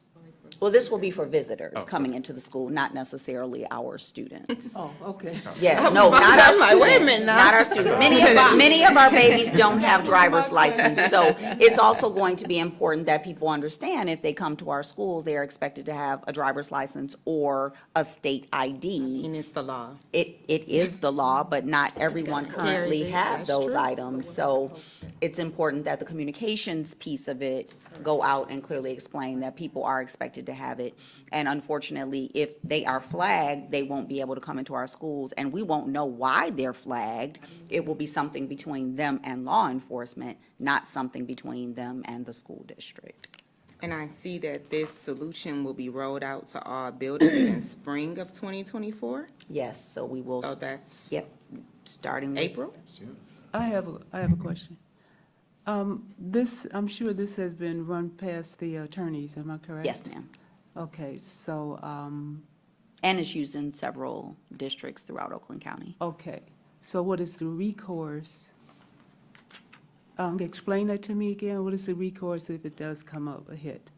If it comes up a hit, the person will not gain entry into our building. They will be kindly asked to go to legal, whatever legal department that they have business with, and take care of that. But until they can clear that entry system, they cannot come on our campus. The way the law is currently written, a school district reserves the right to decline admittance to any of our campuses. Yeah, but how does that involve law enforcement? Will they be? Our SROs will be alerted that there's been a hit. So there's possibility there could be arrests made right there in the It could be. vestibule? It could be. We will never know what the hit is. It's interesting. Are you asking that we make this report actionable this evening? If it is the Consider it. desire of the board, we can move forward with the grant, securing the grant dollars. Trustees, you've heard the request of the superintendent. Is there a motion in the floor? Support. It's been properly moved and supported. Is there any other discussion regarding 6278? Hearing none. Vice President, when you're ready. Trustee Joyce? Yes. Trustee Johnson? Yes. Myself, yes. Trustee Belt? Yes. Trustee Holloway? No. Trustee Bland? Yes. And for the, For the record? well, I'll scratch that. Go ahead with the vote. I The apologize. results are 5-1. Can I explain? Yes, ma'am. I just have a lot of questions about it. This is, I must apologize. I Oh, did you not have, go you through. had the floor. You could have asked any question about this, to get your clarity. Yeah, I just don't have clarity about it. It's something that I'm not sure I should be asking. I'm Okay. thinking of Okay. it. Understood. And if any additional trustees have questions after subsequent questions, please email me directly. Appreciate And that. copy the board president, we will get the answers for you. Through the chair? Yes, ma'am. And the reason I would believe that there might be some uncertainty and questions would be asked after the fact is there are some levels of security that would need to be held with the board. So that's the particular reason that I would believe that Trustee Holloway would like to ask questions later. Can you, recount the vote, please? Absolutely. Thank you. Where are we at? Raptor, 5-1. Are we? Mo- Are you staying at, the one no? Are you staying at your no? Yes. Okay. Okay. Motion carried. Thank you. Report 6279, Power School Time and Attendance. Is Ms. Giselle still here? No? Okay. So this is an upgrade to our current system to ensure that we are accurately recording time and attendance and aligning it with our payroll systems to avoid any errors in our employee attendance and ensuring that everything is accurately recorded and people are being compensated accordingly. Yes, sir. So when it comes to the power school time attendance, how are you calculating that? Are they clocking in on the computer? So they don't clock in the way a customary time clock would be. This will record their absences and feed that information. Employees have the autonomy to log onto the system and record their absence and their code for their absence. This will allow it to communicate with our Business Plus system to ensure that the payroll is accurately reflecting that time that they've recorded as being absent. And I'm assuming that the $6,000 increase is because of the scalability of Correct. that system? Yes, ma'am. Okay. Are you asking that this be made actionable this evening? I If it am. is the pleasure of the board. Trustees? It's been properly moved and supported. Is there any other discussion? Dr. Green, is there a timeline for when this will be implemented? We will have it implemented this spring. Okay. And I have one other question.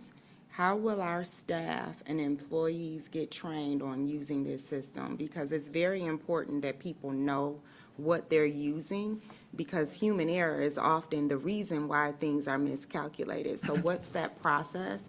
And as you implement it, how are you communicating to building leaders, staff, union presidents? Like, how are we Excellent rolling this question. out? So we are going to have a number of meetings with all of the union leadership teams to ensure that they are properly trained and well-versed in this. We are also creating videos to ensure that not only our current staff have instructions on how to use the new system, but that we have it in a repository for any new staff members that we hire, that they have that information as well. And then we will have a series of mini sessions, if you will, where, or do drop-ins where people can come and receive that additional support if needed. Is this a clean break? Because when you leave one system, you said this is gonna be implemented in the spring.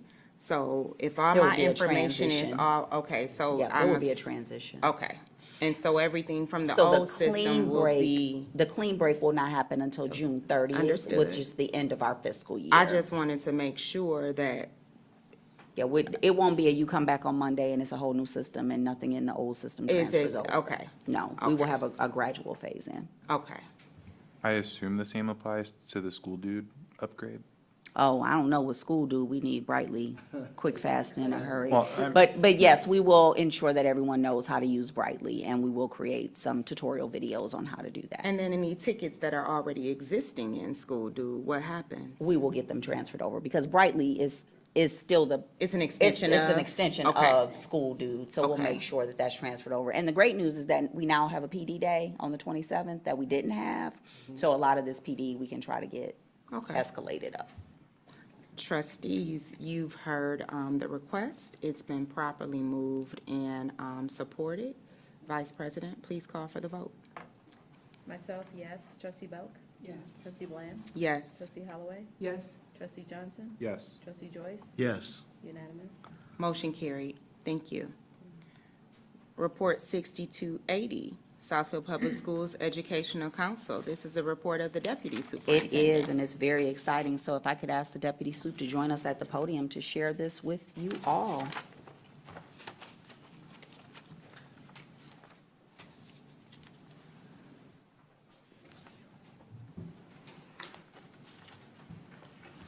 Good evening, Board, Dr. Green, Mrs. Foster, community members. We are excited to begin a comprehensive process to review all of our proposals for new adoptions as well as any pilots. Whenever we are approached by different companies to try their material or even pilot their material, oftentimes we come together as a curriculum team and we review the material, but we want to make sure we have a process that includes all voices. Not just our curriculum team, but we want to invite our administrators, our teachers, and even our scholars to participate to make sure that we are selecting material that will not only meet the diverse needs of our scholars, but also have high standards and rigor, and it is aligned to our vision and mission as a school district. So whose idea was this? Well, I will say that as a curriculum team, we have been doing it unofficially, but we have had our supervisor for literacy, Jessica Hines, who really did a lot of the work already as she was reviewing materials. And so, as you know, when you're approving a lot of the adoptions and the cost, we want to make sure that we are looking at publishers that are not just professors at the higher ed level. We want someone who are actually practitioners, people that are in the classroom, that are actually doing the work, as well as diversity. A lot of the curriculum materials that we purchase are not written by people of color. And so we want to make sure that we are not missing opportunities for our scholars to encounter high standard materials with material that represent themselves.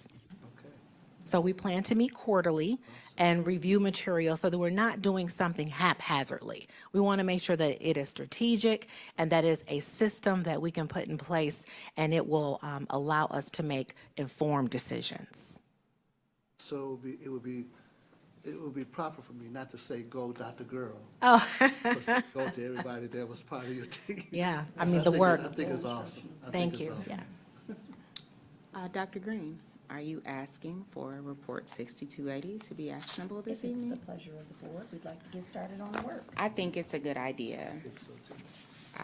Trustees, I move that we make Report 6280 actionable. Support. it's been properly moved and supported. Any other discussion, trustees? Hearing none. Vice President, please call for the vote. Trustee Holloway? Yes. Trustee Bland? Yes. Trustee Belk? Yes. Trustee Johnson? Yes. Trustee Joyce? Yes. Myself, yes. Unanimous. Motion carried. Thank you. You're welcome. Yeah, thank you. Thank you. Thank you. Board President, the financial report and the bill disbursement report, all trustees received those items. Unfortunately, our CFO had an emergency and had to leave this saw that. evening. If there are any questions for the board, I will take those questions and ensure that we get you back the appropriate response. I know that he left as we have a new treasurer, and I know she's been extremely busy, but she has expressed wanting to take the time to walk through those processes with the CFO and his team so that she may better speak to both of these, the financial report and monthly bill disbursement, and give us a report out. I think all of us on this board know that our board treasurer has a very extensive finance background, so we would like to leverage and optimize that. Okay. All right. For the good of the order, the first thing I'm going to say is tomorrow is count day. Please. Sugar day. Be on time for school tomorrow. We truly would appreciate that. The board is going to support in visiting some schools tomorrow, and thank you to Ms. Foster and the central admin team. They have provided us with the plans for every building in the district tomorrow. Second thing for the good of the order is that want to say thank you to Mr. Corris. We get a lot of emails about a lot of different things, from trees on people's yard to lighting to snow and salt, and he is extremely responsive, and it's prompt, and the follow-through is thorough, so I truly appreciate you. To Andy Green sitting in the audience, nice and quiet, thank you for being this senior sponsor every year. You really make a difference, and coming to support your kids and always having ear to lend. And as some of us know, you are also a Board of Education member, so you do triple duty, and I just want to say thank you, because that's a lot of time that you lend to making our kids better on so many different scales. I appreciate you. You're welcome. Lastly, we have decided as a board that we are going to be having a committee of the whole meeting every month to review our policies, to ensure that they align with our district, and making sure that the administrative guidelines are in lock and step with those as well. So thank you to this board, and again, thank you to Trustee Joyce. He's been a huge proponent of that over the last couple of years. So those were all of my for good of the orders. Again, I will be on the University High School PTA meeting at, I believe it's 6 o'clock on Thursday, and it will just be a follow-up to give them all of that information based on what Ms. Betty Robinson had addressed at the podium. So trustees, anything else for the good of the order? Yes, I'd like to give a shout out to Sonia Jackson, the principal at Levy, Gerald, Trustee Joyce, and Dr. Green. We all attended the Amazing Shake event. I must have, oh, Mr. Corris, he was there too, yes, yes. Yes, James Jackson was there as well. I saw a lot of people there. But I must have shaken at least 100 hands. Interviewed 100 kids. They were well-spoken, they were all presentable, and I'd like to let everyone know they're looking for more volunteers, if you could call Levy School, and they're looking for more volunteers. They're also, let's see, what does it say? Levy is co-hosting the first ever regional event in the U.S. for the Amazing Shake. So they have a link that you could go to Levy and find out, ask the, receptionist answers the phone to send you the link so you could volunteer. They really do need volunteers. I brought 3 with me, and we had others here, there as well. And I just want to tell you, she did a fantastic job. It was amazing. Shout out to Principal Jackson. And I'm glad you mentioned that, because I failed to mention that Principal Jackson filled in for Dr. Green on a panel for the Ron Clark Academy. was it last month when we had all that bad weather? It was last month, and thank you to the vice president for going in my stead because I could not get out the house because school was canceled and I got stuck with my kid. But I want to say thank you to her for sitting in on that. She has really embraced that Ron Clark Academy, and the Amazing Shake is amazing. So yes, thank you for supporting that. Trustee Bell. Oh, Trustee Joyce. In regards to the Amazing Shake, I don't know if Dr. Green, do you know how many folks participated in that? The Yes. entire, adults or students? There had to be 50. 48. Yeah, 48, yeah, 48. Over 2 days. yes. So I would say we had roughly 80 Unbelievable, people who were participating. unbelievable. 85 professionals.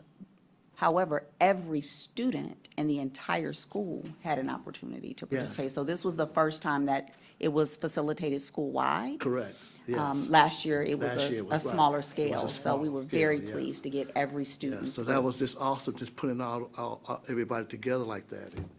And they plan on tripling it or doubling it next year, so that was a great event. And they also fed us breakfast and lunch. That was donated by Chick-fil-A. Chick-fil-A. So shout out to our neighborhood Yes. Chick-fil-A. Yes. Yes, Which our student board rep worked. And our student board rep works there, and they are going to issue the awards right, there. that's right. They're gonna do the They're awards. giving them the awards there. Anything else for the good of the order? We have a student with the commission on March 4th. I'll find that out and get that will get that information. student's name. Okay. Future meetings. Well, we have a mid-winter recess, February 19th through the February 23rd. And as you all know, on the 27th, there will be no school parents. And we will be get- voting. We will get communication out to our families tomorrow morning. Wonderful. And the special board meeting will be TBD as soon as we find out when the best date is for our board members. The next regular board meeting is Tuesday, March 12th, 2024. This meeting is adjourned at 9:19. Thank you, Thank you, VP. everyone.